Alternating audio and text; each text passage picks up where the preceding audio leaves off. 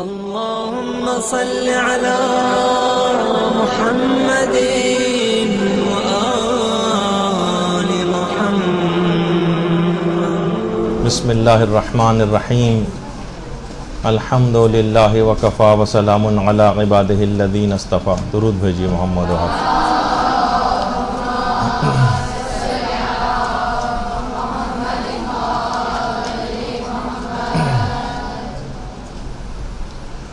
جیسا کہ آپ سب لوگوں کے علم میں ہے کہ ماشاءاللہ رمضان شروع ہو چکا ہے اور روزے کے جو مسائل ہم نے پچھلی کلاس میں شروع کیے تھے آج اس کو مزید آگے بڑھانا ہے.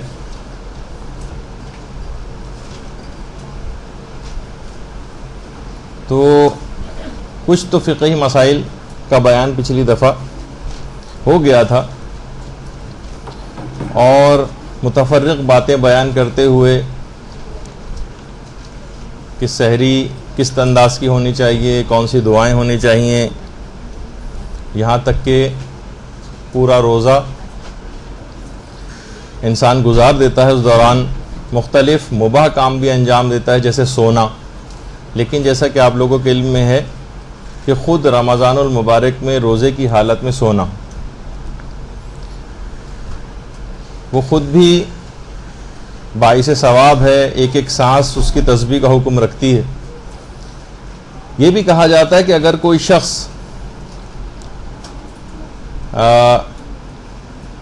سو رہا ہو، یا مثلا یہ دو الگ الگ روایتیں ہیں، یا مثلا کوئی شخص بھول جائے کہ وہ روزے سے اور وہ کچھ کھا پی لے اور اسی طرح سے اپنے روزے کو تمام کر دے، تو اصل میں یہ پروردگار عالم نے اس کو کھلایا اور پلایا ہے. اور یہ بھی بات کہی جاتی ہے کہ جو شخص روزے ظہر کے وقت جو سو جاتا ہے حالت روزہ میں، تو پروردگار اس کو سوتے میں کھانا کھلاتا ہے اور پانی پلاتا ہے. یہی وجہ ہے کہ جب آپ سو کر اٹھتی ہیں دوپہر میں تو آپ دیکھتی ہیں کہ آپ کی بھوک اور پیاس بہت کم ہو چکی ہوتی. یہ ایک اس کا بڑا ایک فائدہ ہے. یعنی ہر لحاظ سے ہر منٹ اور ہر سیکنڈ اور ہر لحظہ پروردگار عالم آپ کو ثواب، فائدے، یہ سب کچھ دینا چاہتا. اور عصر کے وقت علماء یہ فرماتے ہیں کہ انسان اگر غور کرے تو اس کی شہوت بھی بہت کم ہو جاتی ہے. بولنے کی شہوت وہ کم ہو جاتی، کھانے پینے کی شہوت وہ کم ہو جاتی ہے. تو علماء یہ فرماتے ہیں حتیٰ کہ بھوک کم ہو جاتی ہے، پیٹ کی جو شہوت ہے. تو علماء یہی فرماتے ہیں کہ اس کا مطلب ہے کہ یہ ہمارے پیٹ کی آواز بس یوں ہی سی ہے اور ہمیں اس کا زیادہ اثیر نہیں ہونا چاہیے. یہی وجہ ہے کہ جو حالت روزہ میں جو بھوک آپ کو لگتی ہے، بھوک کو روایات میں سفید موت بھی کہا گیا، لیکن ایک ایسی چیز ہے جس سے دل نورانی اور سفید ہو جاتا ہے. تو حالت روزہ میں جو بھوک آپ کو لگ رہی ہے، پیاس آپ کو لگ رہی ہے، اس سب کا بہت زیادہ فائدہ آپ کو اپنی عمومی زندگی میں صحت کے اعتبار سے بھی اور روحانی اعتبار سے بھی وہ سب کچھ ملتا ہے. اور علماء یہ فرماتے ہیں کہ خصوصاً غیر شادی شدہ افراد کو روزہ رکھ کر عفت حاصل کرنا چاہیے. اور ہمارے چھٹے امام پیغمبر اسلام سے نقل کرتے ہیں، اللہم صلی علی محمد وآل محمد، کہ روزے دار جب کسی کے سامنے سے گزرتا ہے تو اس کے سارے اعضاء تسبیح کرنے لگتے ہیں اور فرشتے اس پر درود بھیجنے لگتے ہیں. ہم کو پتہ نہیں چل رہا ہوتا، اگر ہماری چشم بصیرت کھل جائے اور ہماری برزخی آنکھ بہت سی چیزیں دیکھنے لگے تو ہم ان آوازوں کو اور اپنے اعضاء کی تسبیح کو بھی سن سکتے ہیں. فرشتوں کے درود کی ان آوازوں کو ہم سن سکتے ہیں. لیکن کیا کریں کہ مادیات کے جو دبیس پردے ہیں اور گناہوں کے جو پردے ہیں وہ ہم نے اپنی روح پر تہ در تہ سے چڑھائے ہوئے ہیں کہ یہ سب چیزیں ہم سننے سے محروم ہو جاتے ہیں. اور فرشتے جو اس پر درود بھیجتے ہیں تو اس کے متعلق بھی یہی بات کہی گئی کہ اصل میں جو فرشتوں کا درود ہے وہ آپ کے لیے طلب مغفرت ہوا کرتا ہے. فرشتوں کے درود کے معنی ہیں آپ لوگوں کے لیے طلب مغفرت. اچھا، اب دن گزرے گا اور یہاں تک کہ افطار کا موقع آ جاتا ہے. ہمارے ساتوں امام موسیٰ کاظم علیہ السلام فرماتے ہیں صلی علی محمد وعلی محمد. بلکہ اپنے والد سے یہ بات نقل کرتے ہیں کہ روزے دار کی ہر دعا وقت افطار قبول ہو جاتی. تو میں آپ کو ایک مشورتاً بھی ایک بات کہوں، عام طور پر انتظار کیا جاتا ہے یہاں تک کہ بالکل وقت آ جاتا ہے افطار کا، پھر لوگ آ کر دسترخوان پہ یا اس ٹیبل پر آ کر بیٹھتے ہیں افطار کے لیے. اگر آپ کوشش کر کے 10 سے 15 منٹ پہلے آ کر بیٹھ جائیں، پلیٹ وغیرہ بنانے کے لیے نہیں، جو چیزیں ہیں، مسئلہ آپ جو ہے اس وقت یہ کر سکتی ہیں کہ جو ساری آپ کی دعائیں ہیں، جو بھی آپ اپنے لیے اپنی مغفرت کے حوالے سے اور اپنے رشتہ داروں کے لیے جو بہت ساری دعائیں ہیں، اپنی دنیا اور آخرت کے لحاظ سے جو دعائیں ہیں، اس کے لیے پھر اتنا ٹائم بچتا نہیں ہے. جیسے ہی کیونکہ روزے کا وقت ختم ہو جاتا ہے اور افطار کا وقت شروع ہو جاتا ہے تو پھر دعا کرنے میں بھی دل نہیں لگتا. اس سے پہلے تو ایک پابندی ہوتی ہے نا کہ ہاں بھائی یہاں تک تو مجھے واجب ہے کہ میں انتظار کروں. تو اس دوران آپ اپنی تمام دعائیں سوچیں کریں وہاں پر آ کر. تو یہ ایک مشورہ ہے. پھر آپ دیکھیں گے، ورنہ پھر یہی ہوگا کہ اگر آپ اینڈ ٹائم پہ آئیں، ایک آدھ منٹ پہلے آئیں، تو آپ کو پھر افطار کی طرف رغبت زیادہ ہو جائے گی اور دعاؤں کی طرف کم ہو جائے گی. تو بہرحال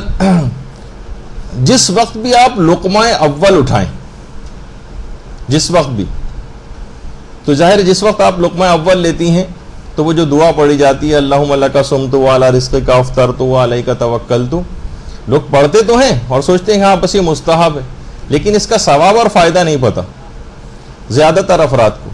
اس کا ثواب یہ ہے کہ جو شخص بھی وقت افطار جو آپ روا روی میں روزانہ پڑھتے ہیں، اس کا ثواب یہ ہے کہ جو شخص بھی افطار کے وقت اس دعا کو پڑھے گا تو اس وقت اس دنیا میں جتنے بھی روزے دار ہیں ان کے ثواب کے برابر ثواب جو ہے اس شخص کو دیا جائے گا. تو آپ نے دیکھا کہ بہرحال ایک چھوٹی سی دعا اب معرفت کے ساتھ پڑھیں گے کہ اچھا اس کا یہ فائدہ ہے، تو آپ دل لگا کے اس دعا کو پڑھیں گے. اور خاص طور پر جس وقت لقمہ اول لیا جاتا ہے اس وقت اپنے لیے مغفرت کی دعا کرنے کا خصوصی ایک حکم آیا اپنے لیے، اور دوسرے لوگوں کے لیے بھی کر سکتے ہیں. یعنی مغفرت کی دعا اس وقت ہونی چاہیے. اور ایک دعا تو وہ ہے جو ہمارے امام حسن علیہ الصلوۃ والسلام ہی نے بتائی.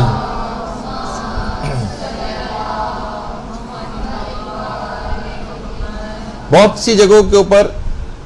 یہ دعا اس طرح سے لکھی ہوئی ہے بسم اللہ الرحمن الرحیم یا واسع المغفرت اغفر لی. کچھ جگہوں پہ ہے بسم اللہ اللہم یا واسع المغفرت اغفر لی. تو بہرحال دونوں طریقوں سے صحیح ہے. کوئی سی بھی آپ مغفرت کی دعا اس موقع پر اگر کریں گے تو وہ بہت ہی زیادہ آپ کو ثواب بھی دلوائے گی اور آپ کی پچھلی زندگی کے تمام گناہوں کو معاف کروا دے گی. اور ایک دعا وہ ہے کہ جس کے متعلق پیغمبر اسلام یہ بات بیان فرماتے ہیں کہ جو شخص بھی وقت افطار اس دعا کو پڑھے گا، جو ابھی آپ کے سامنے ڈسپلے ہوگی اسکرین پہ، جو شخص بھی اس دعا کو وقت افطار پڑھے گا تو وہ گناہوں سے اس طرح سے باہر آ جائے گا جس طرح سے کوئی بچہ بطن مادر سے باہر آتا ہے، بالکل پاک و پاکیزہ حالت میں. اور ایک دعا تو یہ، اس کے بعد جو پیغمبر نے دعا بتائی وہ یہ یا عظیمو یا عظیمو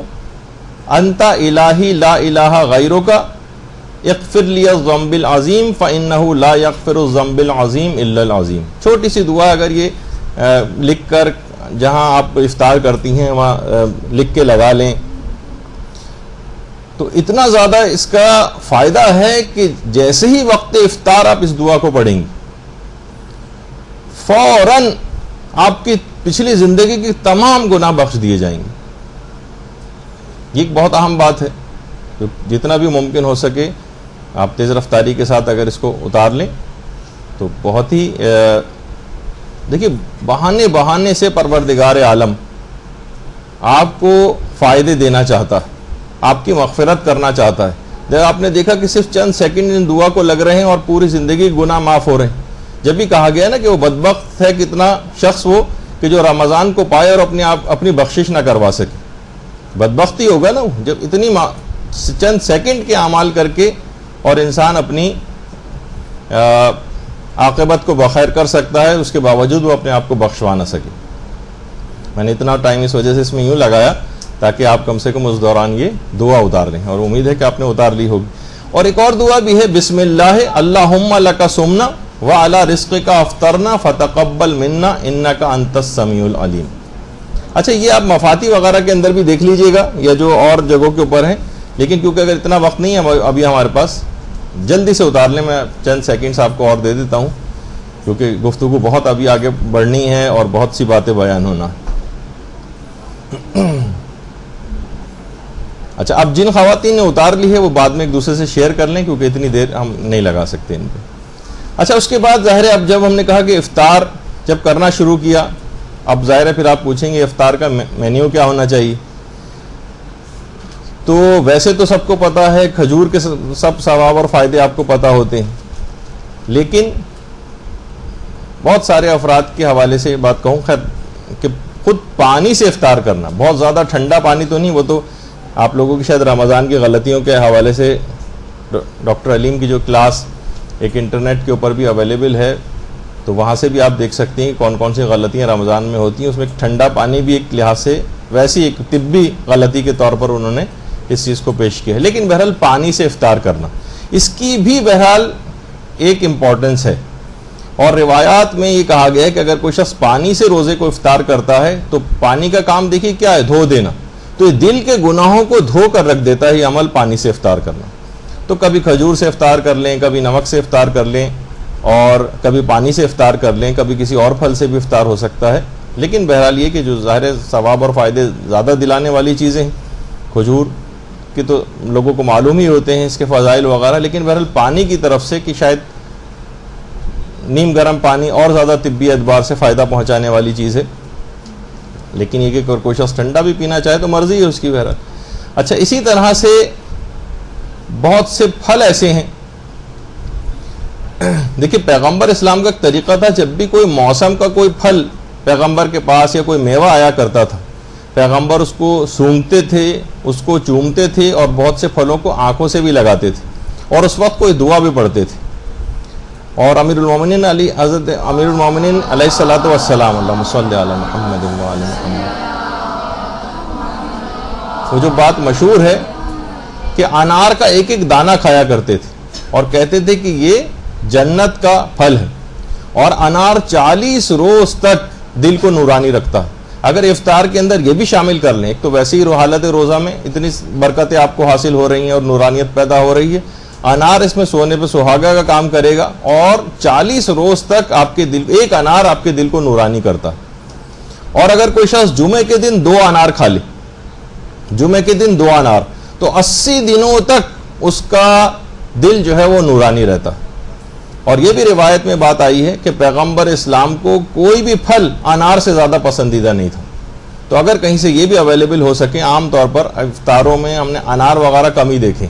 لیکن یہ ہے کہ اگر موسم ہو کسی جگہ اور اویلیبل ہو سکتے ہوں یہ پھل، تو ضرور جو ہے وہ کھائے جائیں. اچھا، کوئی اور بھی پھل، انار کا تو آپ نے سن ہی لیا، لیکن اور بھی جو پھل ہیں وہ بھی بہرحال وہ بھی کھائے جا سکتے ہیں. بلکہ روایت میں یہ بات آئی ہے کہ اگر کوئی شخص کسی بھی پھل کو اس نیت سے کھائے کہ یہ پھل پیغمبر اسلام کو پسند تھا، تو وہ پھل اس کو پھر کوئی نقصان نہیں پہنچا سکے گا. اور انار کی جو بھی بات بیان ہو رہی تھی اس سے پہلے کہ انار کی خصوصیت یہ بھی ہے کہ بچے جلد بولنے لگتے ہیں. بہت سے بچوں کے ساتھ یہ ہوتا ہے نا کہ والدین پریشان ہوتے ہیں کہ بولنا نہیں شروع کیا اس نے اب تک، اگر ان کو انار کھلایا جائے تو وہ جلدی بولنے لگتے ہیں. اور چھٹے امام ہماری بات بیان فرماتے ہیں، اللہم صلی علی محمد وعلی محمد، کہ اپنے بچوں کو انار کھلاؤ، کیونکہ انار جلد بچوں کو جوان کر دیتا ہے. یعنی بہت سے افراد، بچے ایسے بھی ہوتے ہیں، لڑکیاں ایسی ہوتی ہیں جن کی ڈیلیڈ پیوبرٹی جس کو کہا جاتا ہے، بلوغ ذرا دیر سے آ رہا ہوتا ہے، تو اگر ان کو بھی کھلایا جائے تو اس چیز پر قابو پایا جا سکتا ہے. اور پھلوں کو کھانے سے پہلے بسم اللہ الرحمن الرحیم ضرور پڑھنا چاہیے، اور پیغمبر پر درود پڑھ کر پھر اس پھل کو تناول فرمانا چاہیے. درود بھیجیے محمد علیہ محمد.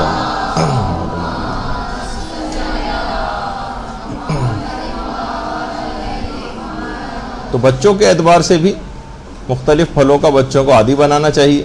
کیونکہ عام طور پر آج کل ہم یہ دیکھتے ہیں کہ بچے جنک فوڈ اور اس طرح کی چیزوں پہ زیادہ جا رہے ہیں، اور پھلوں کی طرف سے ان کی توجہ کم ہوتی چلی جا رہی ہے. اچھا، پھر ایک چیز اور بھی کھانے پینے کے حوالے سے، حالت روزہ میں اتنی کھانے پینے کی چیزیں دکھانی نہیں چاہیے اصولاً، لیکن بہرحال کہ ذرا ٹائم اچھا پاس ہو جائے گا آپ کا، وہ یہ ہے کہ چاول کے سلسلے میں ہمارے چھٹے امام یہ بات بیان فرماتے ہیں کہ اللہم صلی علی محمد و علی محمد،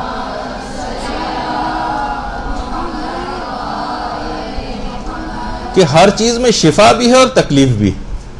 لیکن چاول ایک ایسی چیز ہے جس میں صرف شفا ہی شفا ہے، تکلیف کوئی بھی نہیں۔ بہت سے حکیم حضراتوں کو ہو سکتا ہے کہ اس کے اوپر اعتراض ہو، لیکن یہ کہ بہرحال بہت سی روایت میں اس طرح سے بات بیان ہوئی، اور امام فرماتے ہیں کہ ہم اپنے بیماروں کا علاج چاول کے ذریعے کرتے ہیں۔ تو ایک بات یہ ہوئی، اور بہت سی آپ کو پتہ ہے کہ روایت میں یہ بات بھی آئی ہے کہ دیکھیے بہت زیادہ جو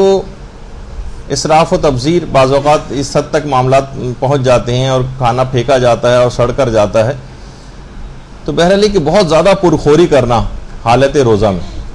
کہ اتنا جو ہے مناسب عمل نہیں ہے، اور انسان افطار سے پہلے اور افطار کے بعد اگر جو اس کی حالت ہو جاتی ہے اس کے بعد بہت ساری چیزوں میں اس کا، جب ہی آپ نے دیکھا ہوگا کہ لوگ اول وقت پھر نماز بھی نہیں پڑھ پاتے، افطار کرنے کے فوراً بعد نڈھال ہو جاتے ہیں، بستر پہ جا کر پڑ جاتے ہیں، اور بہت دیر بعد 2-3 گھنٹے کے بعد جا کر وہ شروع کرتے ہیں اپنی عبادات وغیرہ۔ حالانکہ نماز کا کتنا حکم تھا کہ اس کو اول وقت میں بلکہ بغیر افطار کیے جو ہے آپ پہلے نماز پڑھیں اور پھر کھانا کھائیں، افطار کریں، لیکن کیا ہے کہ بہرحال لوگ اتنا زیادہ اس میں ایسی صورتحال کا شکار ہو جاتے ہیں جو کہ مناسب نہیں، یا اتنا ہلکا افطار کریں، یا کم سے کم یہ کہ آپ کوشش کر کے اگر آپ فوراً افطار کے بعد نماز کے لیے کھڑے ہو جائیں تو اول وقت کا بھی آپ کو ثواب مل جائے گا، اور دوسرا یہ کہ جو اس میں سستی اور کاہلی، شاید یہ کہ اس کے فلسفے کے بھی خلاف ہو جائے روزے کے، بہت زیادہ کھانا بھی، کہ پروردگار عالم جو ایک خاص مقدار میں کمی کروانا چاہتا ہے آپ سے، شاید یہ کچھ روزے کے کسی فلسفے سے کسی حد تک متصادم بھی ہو جائے شاید۔ تو بہرحال اعتدال کی راہ وہ جو ہے وہ زیادہ مناسب ہے۔ اچھا، آپ خود یہ دیکھ سکتی ہیں بہت سی چیزیں، خواتین ہیں گھروں کے کھانے جو ہے وہ پکا رہی ہیں، افطار پکا رہی ہیں، آپ خود دیکھ سکتی ہیں کہ کون کون سی ایسی چیزیں جو ہلکے پھلکے ہم، یعنی جس میں ذرا ٹیبل بھری ہوئی نظر آئے، روزے دار کو ذرا اطمینان بھی ہو کہ کھانے کی بھی نہیں کوئی چیزیں، لیکن ہیلدی ایٹنگ یہ اگر ہو تو آپ یہ خود دیکھیں جو مناسب ہو، کیونکہ بہت زیادہ تلی ہوئی چیزیں اور یہ سب کچھ نقصان کرتی ہیں، اور اس کے بعد بہت سے لوگ بیمار بھی ہو جاتے ہیں اور پھر اگلے روزے بھی اس طرح سے چھوڑنے پڑ جاتے ہیں ان کو۔ اچھا، اب دیکھیے جتنی بھی اس قسم کی چیزیں ہیں ان سب کے متعلق ہے کہ یہ تمام کھانے جو آپ کھا رہی ہیں، اس سے پہلے بھی ایک دفعہ ذکر ہو چکا، تو ہر سال میں اس کا بار بار ذکر کرتا ہوں، یہ بات یاد دہانی کے لیے کہ جو چیز آپ زیادہ کھائیں گی وہ ویسے ہی اثرات آپ کے اوپر ڈالے گی۔ وہ چیز گوشت کھانے کے جو زیادہ عادی ہو جاتے ہیں وہ بہت شقی القلب ہو جاتے ہیں، یعنی سخت دل ہو جاتا ہے ان کا۔ جو مرغی کھانے کے بہت زیادہ عادی ہوتے ہیں ان کے ساتھ مسئلہ یہ ہوتا ہے کہ ان کے اندر مرغیوں جیسی صفات پیدا ہونے لگتی ہیں۔ آج کل چکن بہت زیادہ کھائی جاتی ہے نا، انسان ہر وقت بس جس طرح ایک مرغی ہے وہ ہر وقت دانے چگنے کی فکر کے اندر رہتی ہے، تو انسان بھی بس ہر وقت پیسہ کمائی یا کھانے پینے کے چکر میں رہتا ہے۔ اب دیکھتے ہیں کہ کتنے کھاتے پیتے افراد ہوتے ہیں، لیکن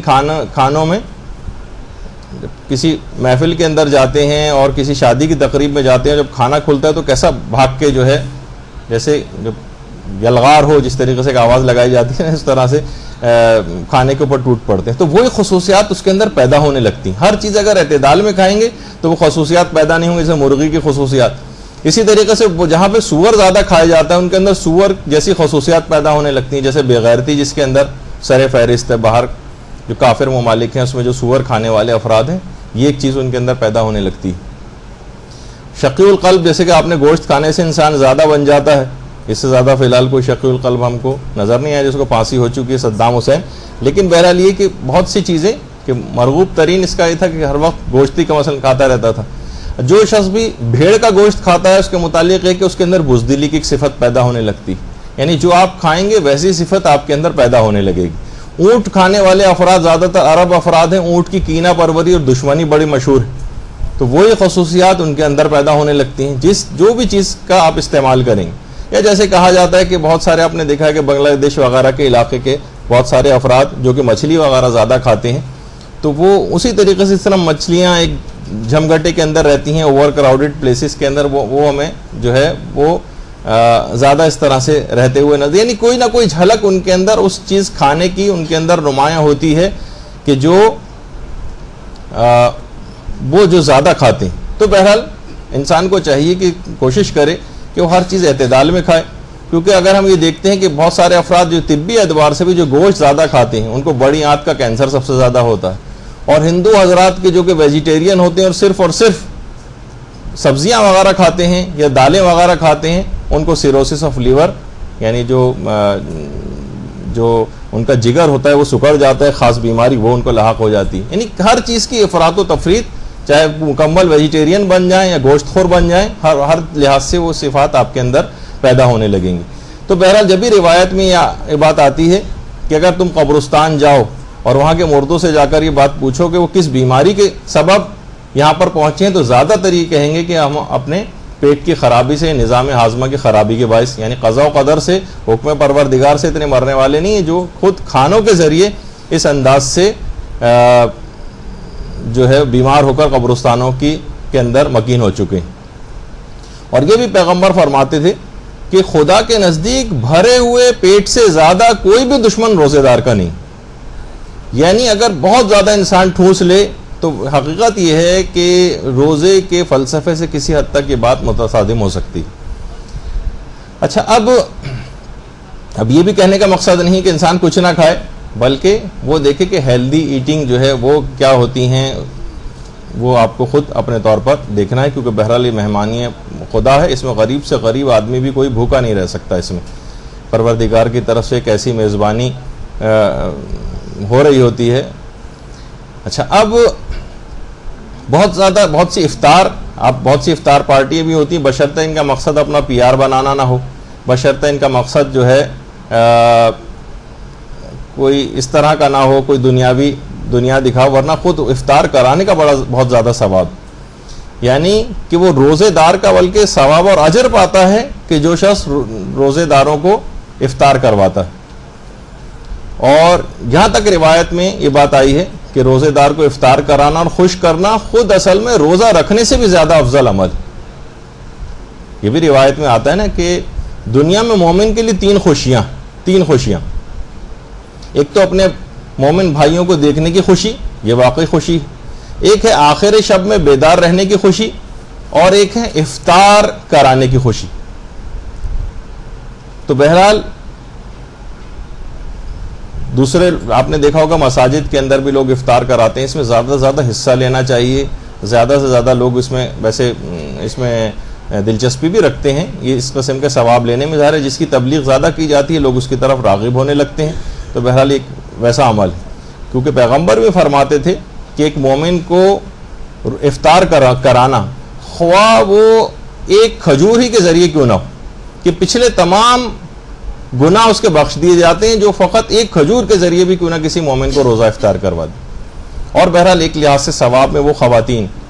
بھی اس میں شامل ہو جاتی ہیں جو افطار کی اتنی تیاریاں کرتی ہیں، لوگوں کو افطار بنا کر پیش کرتی ہیں گھروں کے اندر، واقعی بہت اجر و ثواب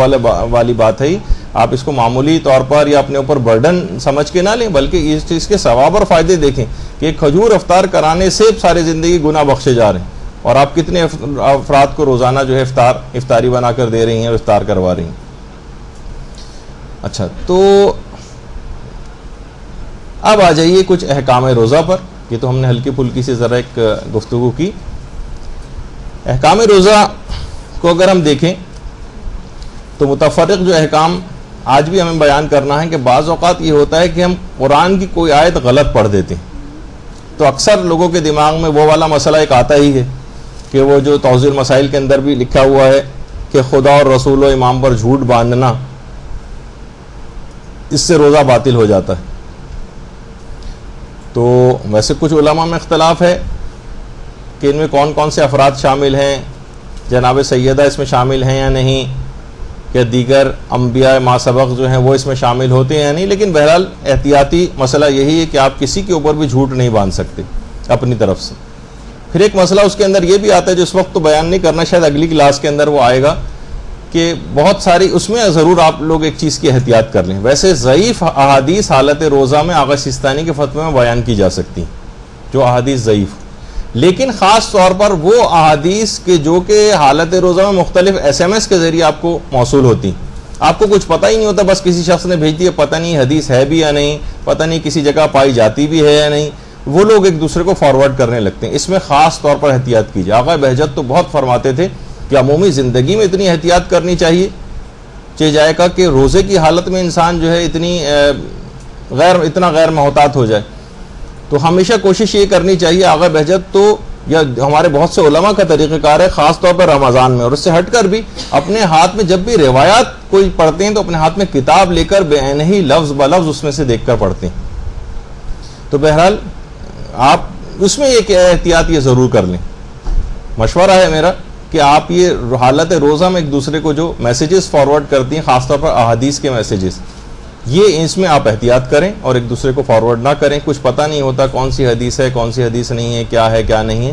تو بہرحال اس میں آپ کو احتیاط کرنی چاہیے. تو اب بہت سے لوگ یہ بھی کہتے ہیں کہ پوچھتے ہیں کہ بھئی قرآن کی آیت اگر ہم غلط پڑھ دیں تو کیا اس سے بھی کوئی روزہ باطل ہوتا ہے؟ زیر زبر پیش کی کوئی غلطی ہو جائے, کسی لفظ کی کوئی غلطی ہو جائے, تو بہرحال اس سے روزہ باطل نہیں ہوتا قرآن کی آیت اگر کوئی غلط پڑھ دے. بہت سے لوگوں کا ایک سوال یہ ہوتا ہے کہ اگر ہم قرآن کی کسی آیت کا ترجمہ غلط پڑھ دیں, ترجمے میں کوئی غلطی ہو جائے, ہم نے ذرا آگے پیچھے کر دیا, ایسا نہیں کہ بالکل الٹا معاملہ ہو جائے, بلکہ ترجمے میں تھوڑی بہت غلطی اگر ہو جائے تو بہرحال اس سے بھی روزے پر کوئی فرق نہیں پڑتا. لیکن جان بوجھ کے ایسا نہیں ہونا چاہیے, لیکن کبھی غلطی سے اس طرح سے اگر ہو جائے تو دیکھیے مسائل فقہ کی اہمیت بہت زیادہ ہے اس سلسلے میں. یعنی جب یہ کہ ہر چیز رمضان سے پہلے یہ ہم جو ابھی بیان کر رہے ہیں اصولاً وہ بہرحال اس کا بار بار میں پھر افسوس کروں گا, جو ایک اتوار ضائع ہوا تھا, یہ سب مسئلے اس سے پہلے بیان ہو جاتے پچھلی کلاس میں, اور آج ہم آگے کی بات کر رہے ہوتے. لیکن بہرحال تو مسائل فقہ کی اہمیت بہت زیادہ ہے. آج کی گفتگو ہوگی 2 گھنٹے کی, اس کے بعد اگلی جو کلاس ہوگی اس میں بھی 2 گھنٹے کی مسائل کی گفتگو ہوگی. پھر تو خیر شب قدر آ جائے گی تو اس میں شب قدر کے حوالے سے گفتگو ہوگی, اور جو بالکل آخری اتوار ہوگا اس میں عید کی غلطیوں کے اعتبار سے عید میں کیا کیا غلطیاں ہوتی ہیں اس پہ ایک پوری گفتگو آنا. تو یہ 2 گفتگو ہونے کے باوجود اور جو پچھلے 3 گھنٹے کی ہماری ہو چکی اس کے باوجود تقریباً 8-9 گھنٹے کے میرے اعتبار سے فقہی مسئلے ایسے ہی باقی رہ جائیں گے جو روزے کے میں بیان ہی نہیں کر سکوں گا, کیونکہ وقت ختم ہو گیا. یعنی ایک ہی دن آپ لوگ آتی ہیں اتوار میں, اور ہم کوشش کریں گے کچھ نہ کچھ اگر یوٹیوب کے اوپر اس کو بنا کے ڈال دیں تو آپ لوگ بیچ میں بھی سن سکتی ہیں, لیکن انشاءاللہ. تو بہرحال یہ کہ دیکھیں 28ویں دن کی جو خاص طور پر دعا ہے ماہ مبارک رمضان کی, یہ ضرور آپ جا کر پڑھیے گا. تو اس میں یہی ہے کہ پروردگار وَأَكْرِمْنِي فِيهَا بِإِحْضَارِ الْمَسَائِلِ, پروردگار مجھے مسائل فقہ یاد کرنے کی کرامت عطا فرما. کہ باقاعدہ ایک دعا ہے 28ویں دن میں, وہ آپ جا کے دیکھیے گا. یا جو دعائیں توبہ آپ پڑھتی ہیں کہ پروردگار میں آپ سے وعدہ کرتی ہوں کہ میں برے کاموں کی طرف مڑ کر بھی نہیں دیکھوں گی, اور میں اپنی جہالت کی معافی آپ سے مانگتی. دعائیں توبہ, کلکم خطاؤن و خیر الخطائین التوابون, گناہ گار تو سبھی ہوتے ہیں, خطا کار تو سبھی ہوتے ہیں, لیکن بہترین خطا کار وہ ہے جو کہ توبہ کر لیتا ہے. تو بہرحال یہ بھی ہے, روایت میں ایک بات آئی ہے بیچ میں بیان ہو جائے کہ اگر کوئی شخص 7 سال تک نیک ہو جائے, 7 سال تک نیک اعمال کرتا رہے, تو باقی کی پوری زندگی کا پروردگار ضامن ہو جاتا ہے. بس 7 سال اپنے آپ اپنے ٹھیک طور پر گزار لیا آپ نے, تو باقی زندگی کا پروردگار ضامن ہوتا ہے. تو ایک دفعہ آپ کوشش کریں. تو بہرحال جس طرح کہا جاتا ہے نا کہ بہت سے دکاندار زیادہ پیسے ہوں تو بہت سے کھوٹے سکے بھی اس کے اندر چل جاتے ہیں اگر اس کو دیں. تو پروردگار ہمارے جیسے بھی کھوٹے اعمال ہیں ان کو پروردگار جو ہے قبول کر لے. جس طریقے سے ہمارے جسم غلاظتوں سے بھرا ہوا ہوتا ہے, کتنی نجاستیں ہمارے جسم کے اندر موجود ہوتی ہیں, تو پروردگار اس کے باوجود ہماری نماز کو قبول کر لیتا ہے. تو بہرحال اسی طریقے سے پروردگار ہمارے ان کھوٹے اعمال کو بھی اگر قبول کر لے تو کیا ہی کہنا. وہ جو دعائے سحر میں بھی آپ پڑھتی ہیں نا کہ پروردگار اگر فقط تو نے نیکوکاروں پر ہی رحم کیا تو ہم گناہگاروں کا کیا ہوگا, اور پروردگار اگر تو فقط متقین ہی کے اعمال قبول کرتا ہے تو پھر ہم گناہگار جو ہے وہ کس زمرے میں جائیں گے. اور پروردگار نماز و روزہ کرنے والے بھی بخشش پا گئے, مخلصین بھی نجات یافتہ ہو گئے, فقط اور فقط ہم گناہگار ہی باقی رہ گئے ہیں, ان پر سے بھی اپنے عذاب کو برطرف فرما دیں. اور ایک اور دعا جو خاص طور پر ماہ رمضان میں کی جاتی وہ بھی اگر آپ دیکھیں تو اس میں یہ آتا ہے کہ پروردگار مجھے ان لوگوں میں سے قرار دینا جن سے دین کا کوئی کام لیا جاتا ہے، اور میرا نعم ولا تستبدل بھی غیری، میرا نعم البدل کسی اور کو نہ قرار دے دینا۔ دیکھیے بہت ساری ایسی ذمہ داریاں، بعض اوقات ہو سکتا ہے مدرسے کی طرف سے کوئی ذمہ داری آپ کو ملے، کوئی اور اپنے علاقے میں درس کرانے کی آپ کو کوئی ذمہ داری ملے، کوئی اور دینی خدمت جو ہے وہ پروردگار آپ سے لے رہا ہو، لیکن انسان ذرا متکبر ہو جائے، ذرا اپنے آپ کو کچھ سمجھنے لگے، ذرا اس کی توجہ اس طرف ہو جائے کہ میں ہی ہوں جس سے دین کا فلاں کام چل رہا ہے، تو پروردگار یہ عام طور پر ملتا ہے۔ علماء فرماتے ہیں کہ اگر کوئی شخص اپنے آپ میں منحصر سمجھنے لگے تو پروردگار اس شخص کو وہاں سے ہٹا دیتا ہے اور اس کی جگہ کسی دوسرے شخص کو لے آتا ہے۔ جب یہ دعاؤں میں رمضان کی ہے ولا تستبدل بھی غیری، پروردگار میرا نعم البدل کسی اور کو قرار نہ دے دینا، کیونکہ ٹھیک ہے دین کا کام تو چلتا رہے گا لیکن آپ سے وہ کام لے لیا جائے گا اور آپ کسی فضول کام کی طرف ہو سکتا ہے کہ آپ کی توجہات ہو جائیں، تو وہ دماغ میں رہنی چاہیے۔ اور ایک لوگوں کے دماغ میں ایک چیز اور بھی آتی، وہ ہوتی کہ پتہ نہیں ہمارے روزے قبول بھی ہو رہے ہیں یا نہیں ہو رہے۔ تو یہ بات یاد رکھ لیجئے کہ بہرحال پروردگار عالم کو کیفیات مطلوب نہیں۔ بہت ساری دیکھیے چیزیں ایسی ہوتی ہیں کہ ہمیں دعاؤں میں ہو سکتا ہے وہ مزہ نہیں آ رہا ہو، ہمیں نمازیں پڑھنے میں وہ مزہ نہ آ رہا ہو، ہمیں روزہ رکھنے میں وہ مزہ نہ آ رہا ہو، بعض اوقات مزہ آنے لگتا ہے تو ایک اور خطرہ لاحق ہو جاتا ہے جو میں شب قدر کی گفتگو میں انشاءاللہ آپ لوگوں کی خدمت میں پیش کروں۔ کیفیات پروردگار کو مطلوب نہیں۔ بعض اوقات ہم یہ سوچتے ہیں کہ یہ تو جس طرح گن پوائنٹ پہ روزہ رکھوایا جا رہا ہے ہم اس طرح سے روزہ رکھ رہے ہیں، نمازیں گویا ایسے ہی پڑھ رہے ہیں، فجر کی نماز تو ایسے ہی پڑھتے نظر آتے ہیں کہ جیسے بہت ہی مجبوری کی حالت میں پڑھی جا رہی۔ تو علماء یہ فرماتے ہیں کہ پروردگار کوئی اس طرح کی کیفیات مطلوب نہیں، ہو جائے تو بہت اچھا ہے، مزہ آنے لگے، آپ کی خود دل چاہنے لگے آپ کا، وہ تو ایک الگ ایک عرفانی وہ ہے، لیکن بہرحال اس سے آپ کی قبولیت روزہ پر یا قبولیت دیگر عبادات کے اوپر کوئی فرق نہیں پڑتا ہے، کیونکہ آپ دیکھتے ہیں کہ شیطان آپ کے مزاحم ہوتا ہے، آپ کو روکتا ہے کہ آپ روزہ نہ رکھیں، آپ نماز نہ پڑھیں،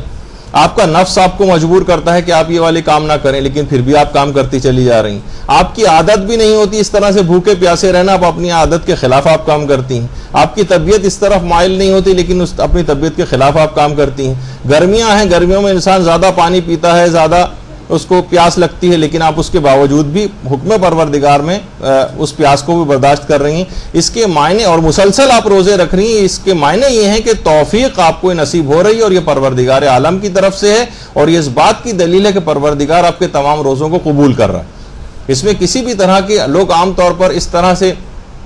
افراط و تفرید کا بعض اوقات شکار ہو جاتے ہیں کہ کیا نماز ہے آپ کی اور کیا روزہ ہے آپ کا۔ ایک حد تک تو بات صحیح بھی ہوتی ہے کہ گناہوں کے ساتھ اگر یہ نماز روزے کیے جا رہے ہیں، لیکن اگر کوئی شخص کر بھی رہا ہے تو ایک اس طرح سے ایک بے یقینی کسی کیفیت اور بس پروردگار سے گویا ہر وقت سوء ظن رکھنا کہ ہمارے کسی عمل کو قبول ہی نہیں کرنے والا ہے، تو یہ انسان کو عبادات سے روک دینے والا عمل بن جاتا ہے۔ تو آپ کو بار بار اس بات کی توفیق اگر مل رہی ہے تو اس کی بات کی دلیل ہے کہ روزہ آپ کا مقبول ہو رہا ہے، نماز کی آپ کو توفیق مل رہی ہے، آپ چاہے دل چاہے نہ چاہے ہر صورت میں الارم لگا کے اٹھ رہی ہیں، نیند کے غلبے میں آپ اٹھ رہی ہیں، پھر بھی آپ نماز پڑھ رہی ہیں، اس کے معنی ہے کہ آپ کو توفیق مل رہی۔ دیکھیے کوئی شخص اگر بار بار آپ کے گھر آئے تو 2 3 4 دفعہ تو آپ شرما حضوری میں برداشت کر لیں گے، لیکن اگر آپ کو اس کا آنا پسند نہیں ہوگا تو 5ویں دفعہ آپ اس کو ضرور منع کر دیں گی کہ نہیں بھائی آپ ہمارے گھر نہ آیا کریں۔ تو پروردگار کی بارگاہ میں بار بار حاضر ہونا یہ توفیق ملنا اس بات کی دلیل ہے کہ اس کو آپ کی اپنی بارگاہ میں آمد قبول ہے اور مقبول ہے، اس وجہ سے آپ کو اس چیز کی طرف خود بخود آپ کا دل ہو رہا ہے اور آپ چاہتی ہیں کہ وہ عمل آپ انجام دے دیں۔ اسی طریقے سے علم دین کے لیے بھی آنا، یہاں پر بار بار آنا، یہ بھی دلیل ہے اس بات کی کہ علم کی ایک تڑپ اور ایک فکر جو ہے وہ آپ لوگوں کے اندر پائی جاتی۔ تو بہرحال یہ بڑی قابل ستائش بات ہے۔ کتنی خواتین آپ دیکھتی ہیں معاشرے کے اندر جو اس وقت گھروں میں پڑے ہوئے سو رہے ہیں افراد، میں ویسے سونے کے لحاظ سے مذمت نہیں کر رہا، سونا بھی رمضان میں عبادت ہے، لیکن ایک لاپرواہی والی زندگی جو ہوتی ہے، ایک مسئولیت ہوتی ہے، معاشرے کے اندر کوئی کام کرنا ہے، علم حاصل کرنا ہے، اپنے اخلاق و کردار کو سنوارنا ہے، گھر والوں کو سنوارنا ہے، ان کے اخلاق و کردار کو اس لحاظ سے آنا ہے، خود بہت بڑا ایک فائدہ، ثواب اور ایک عظمت جو ہے وہ آپ کو دلواتا ہے۔ اچھا اب ایک مسئلہ یہ بھی تھا، یہ پچھلی دفعہ بیان ہو گیا تھا ویسے، کہ اگر کسی شخص پر رمضان کا کوئی قضا روزہ ہو تو کیا وہ مستحبی روزہ رکھ سکتا ہے؟ تو جواب ہے، وہ آپ سن چکی ہیں اس سے پہلے کہ وہ مستحبی روزہ نہیں رکھ سکتا، تفصیل تو پچھلی دفعہ آ گئی تھی۔ اس کے بعد ایک اور مسئلہ پیش آتا ہے کہ اگر کوئی اور واجب روزہ واجب الادا ہو، مثلا یعنی رمضان کا کوئی قضا تو آپ پر نہ ہو، لیکن کوئی اور سا روزہ آپ پر واجب ہو، مثلا آپ نے کوئی نظر کی تھی میرا فلاں کام ہو گیا تو میں روزہ رکھوں گی، یا آپ نے قسم کھائی تھی، یا کوئی کفاروں کے روزے آپ کے اوپر موجود ہیں. قضا تو آپ نے اپنی اتار دی، لیکن وہ ابھی آپ آگے چل کر تفصیل سنیں گی کہ کفارہ عمدی جو عمدن جو روزہ افطار کرنا جو عام طور پر لوگ روزے چھوڑتے ہیں، ان کا جو کفارہ ایک روزے کے بدلے 60 روزے رکھنا پڑتے ہیں، تو وہ کفارے کے روزے آپ پر موجود ہیں. تو کیا جن پر کوئی اور قضا روزہ ہو، مثلا نظر کا روزہ ہو، قسم کا روزہ ہو، یا کفارے کا کوئی روزہ ہو، کیا وہ مستحبی روزہ رکھ سکتا ہے؟ تو آغا سیستانی فرماتے ہیں کہ جی ہاں، اگر رمضان کا کوئی قضا روزہ نہیں تو وہ کوئی اور واجب روزہ ہے، نظر کا ہے، قسم کا ہے، کفارے کا ہے، تو وہ مستحبی روزہ رکھ سکتا ہے. البتہ امام خمینی کے فتوے میں اور آیت اللہ خامنہئی کے فتوے میں وہ یہ مستحب روزہ یہ شخص بھی نہیں رکھ سکتا جس پر رمضان کے علاوہ بھی کوئی اور واجب روزہ اس کی گردن پر. تو یہ یہاں پر فقہا میں ذرا ایک اختلاف بھی تھا فتاوی میں، تو وہ آپ کی خدمت میں پیش، لیکن آغا سیستانی اس کی اجازت دیتے ہیں. لیکن رہبر معظم اور امام خمینی فرماتے تھے کوئی اور واجب الادا اس کے اوپر روزہ اگر موجود ہو جو کہ واجب ہو اس کے اوپر، جیسے نظر، قسم، یہ کفاروں وغیرہ کے، تو وہ بھی مستحب روزہ نہیں رکھ سکتا. اچھا، پھر اس کے بعد ایک مسئلہ یہ ہوتا ہے کہ اگر کوئی قضا روزہ ہو، ادا روزے کی بات نہیں ہو رہی، قضا روزہ، ظہر سے پہلے کہ ہم قضا روزے کو جان بوجھ کر توڑ سکتے ہیں؟ تو اس کا جواب ہے کہ جی ہاں. اگر آپ نے کوئی قضا روزہ رکھا ہوا ہے اور ظہر سے پہلے آپ کا ارادہ تبدیل ہو جائے کہ بھائی میں جو ہوں اب دل نہیں چاہ رہا میرا، گرمی بہت زیادہ ہو رہی ہے، فلاں جگہ جانا پڑ رہا ہے، تو چلو میں روزہ توڑ دوں. قضا روزے کو ظہر سے پہلے جان بوجھ کر بھی توڑا جا سکتا ہے، ظہر سے پہلے، اور اس کا نہ کوئی کفارہ ہے. البتہ بس آپ کو وہ جو آپ نے توڑا ہے روزہ، جو قضا ابھی بھی آپ کی گردن پر ہے، اس کو کسی اور دن آپ کو رکھنا پڑے گا. تو قضا روزے کو ظہر سے پہلے جان بوجھ کر توڑا جا سکتا ہے. لیکن اگر آپ نے قضا روزے کو ظہر کے بعد جان بوجھ کر توڑا کہ تو کیا اجازت ہے اس کی؟ سب سے پہلے تو یہ ہوگا کہ اس کی اجازت بھی آپ کو ہے یا نہیں؟ تو جواب ہے اس کی اجازت نہیں ہے. قضا روزے کو ظہر کے وقت کے بعد جان بوجھ کر توڑنے کی اجازت نہیں. اور اگر آپ نے توڑ دیا تو قضا تو آپ کو انجام دینا ہی ہے، وہ تو ظاہر ہے کیونکہ آپ نے روزہ نہیں رکھا ہے، اس کی قضا تو انجام دینا ہی ہے. اس کے علاوہ 10 مسکینوں کو کھانا بھی کھلانا پڑے گا، 10 مسکینوں کو. اور اگر کھانا نہ کھلا سکیں، اتنی حیثیت نہیں ہو مثلا کسی کی، تو آقا خوئی اور آقا سیستانی فرماتے ہیں پھر اس پر کچھ بھی نہیں ہے، بس وہ ایک قضا ہی بعد میں جو ہے انجام دے لے، کیونکہ وہ کھانا کھلانے کی اس میں طاقت نہیں ہے، مالی حیثیت اتنی نہیں ہے. تو آقا خوئی اور آقا سیستانی کے فتوے میں تو کچھ بھی نہیں ہے پھر اس کے اوپر، بس یہ کہ وہ اس قضا روزے کو انجام دے لے جو اس نے ظہر کے بعد توڑا. لیکن امام خمینی فرماتے تھے کہ اگر وہ 10 مسکینوں کو کھانا نہیں کھلا سکتا تو وہ پھر 3 روزے پے در پے رکھے گا اس ظہر کے بعد جان بوجھ کر توڑنے کے سلسلے میں. 3 روزوں کو یکے بعد دیگرے، اس میں کوئی گیپ نہیں ہونا چاہیے، پے در پے رکھنا. اچھا، ایک تو یہ ہوا کہ تو قضا روزوں کے حوالے سے بات ہوئی. بعض اوقات یہ ہوتا ہے کہ کوئی اور معین روزہ اس نے توڑ دیا ہو، جیسے نظر کا روزہ، اس نے کسی معین دن میں کہ میں فلاں دن مثلا جمعے کے دن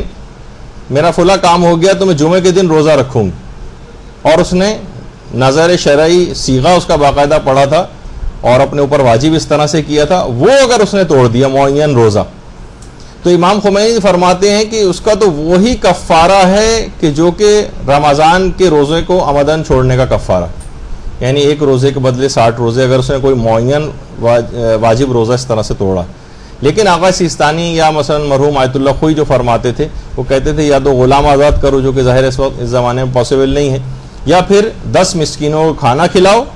یا اگر 10 مسکینوں کو کھانا نہیں دے سکتے تو یا یہ کہ نہیں دینا چاہتے یا اویلیبل نہیں ہے تو 10 مسکینوں کو کپڑے پہناؤ، یا تو 10 مسکینوں کو کھانا یا 10 مسکینوں کو کپڑے. اور یہ بھی نہ کر سکو تو 3 روزے آقا سیستانی فرماتے ہیں مسلسل رکھنا پڑیں گے، اور آقا خوئی فرماتے تھے کہ روزے مسلسل رکھنے کی ضرورت نہیں ہے، گیپ دے کے بھی رکھے جا سکتے ہیں. بعض اوقات دیکھیے مسائل فقہ کے اندر یہی ہوتا ہے کہ بڑے اس میں ضروری بھی نہیں کہ بالکل ابھی سنتے ہی آپ کو پورے ذہن نشین بھی ہو جائیں، کاپیوں میں اچھی طرح سے نوٹ کر لیں، اس کے بعد جب موقع ہے تو نکال کے دیکھ لیں، اور کہیں بتانے کا مسئلہ ہو تو پھر آپ کو باقاعدہ یاد بھی کرنا پڑیں گے۔ یعنی اگر کوئی معین روزہ آپ نے توڑا، کوئی مقررہ روزہ کہ فلاں دن ہی میں رکھوں گے اور اسی دن آپ نے توڑ دیا، تو امام خمینی تو فرماتے ہیں کہ وہی 60 روزے والا کفارہ جو ہے وہ کرنا پڑے گا اس کو، جس کی تفصیل ابھی آگے چل کر بھی آئے گی۔ اور آغا سیستانی اور آغا خوئی فرماتے ہیں کہ 10 مسکینوں کو کھانا یا 10 مسکینوں کو کپڑے پہنانا، یہ بھی نہ کر سکو تو آغا سیستانی فرماتے ہیں 3 روزے مسلسل رکھو، اور آغا خوئی کہتے تھے کہ مسلسل رکھنے کی ضرورت نہیں، گیپ دے کے بھی رکھے جا سکتے ہیں۔ اچھا، اب اگر کوئی شخص جان بوجھ کر کسی نے روزے نہیں رکھے، جیسے کہ پچھلی دفعہ بھی بات بیان ہوئی تھی کہ بہت سارے افراد اس طرح سے ہوتے ہیں کہ جناب نہیں رکھ رہے روزے، معمولی سے نزلہ ہو گیا روزہ چھوڑ دیا، ہلکی سی کھانسی ہوئی روزہ چھوڑ دیا، کہیں جانا پڑ گیا روزہ چھوڑ دیا، امتحان ہوا روزہ چھوڑ دیا، یعنی جہاں پر اس کو رکھنا ہی واجب تھا اور کوئی شرعی عذر اس کے پاس نہیں تھا، اور عمدن جان بوجھ کر لاپرواہی میں جو روزے چھوڑ دیتے ہیں، تو علماء فرماتے ہیں کہ اس کو 3 اختیارات، یا تو غلام آزاد کرے جو کہ ظاہر آج کل قابل عمل نہیں، یا پھر وہ 60 روزے رکھے، 60 روزے، یا پھر 60 روزے نہ رکھ سکے تو 60 مسکینوں کو کھانا کھلائے، یا تو 60 ہر روزے کے بدلے ایک تو قضا روزہ ہی انجام دینا ہے، جو تم نے روزہ چھوڑا تھا اس کی ایک تو قضا کرو، اس کے بعد جو تم پہ پینلٹی لگی وہ 60 روزے۔ اچھا، 60 روزے میں بھی 31 روزے تو پے در پہ رکھنے، یعنی ایک بھی گیپ نہیں ہونا چاہیے، یہاں تک کہ آپ نے 28 روزوں کے بعد ایک گیپ دے دیا تو اب وہ روزے دوبارہ 0 سے 1 سے سٹارٹ کرنا پڑیں گے اور پھر لے کر آنے پڑیں گے، وہ سارے نل اینڈ وائٹ غلط ہو گئے سارے۔ یعنی یہ جو کفارہ ہے، یعنی اتنا ہی اہم ترین، آپ دیکھیں آپ کی نماز قضا ہو جاتی ہے تو آپ بس وہی نماز پڑھتی ہیں، لیکن روزے کے اندر یہ مسئلہ نہیں ہے۔ روزہ اگر آپ نے اس طرح سے چھوڑا ہے، نماز تو جان بوجھ کے بھی اگر آپ نے ترک کی تھی تو بس وہ ایک ہی نماز پڑھنا، لیکن روزے کے اندر اسی خصوصیت یہ ہے کہ ایک روزے کے بدلے 60 مسکینوں کو کھانا دینا پڑے گا، کھانا کھلانا پڑے گا، اور 60 مسکینوں کو کھانا نہ نہیں 60 روزے رکھنا پڑیں گے پہلے، 60 روزے نہ رکھ سکیں تو 60 مسکینوں کو کھانا کھلانا پڑے گا، اور وہ جو 60 روزے رکھنے اس میں 31 پیدر پہ رکھنے، اور اس کے بعد پھر 31 کے بعد البتہ ہم گیپس دے دے کے بھی 60 کا عدد پورا کر سکتے ہیں۔ اچھا، تو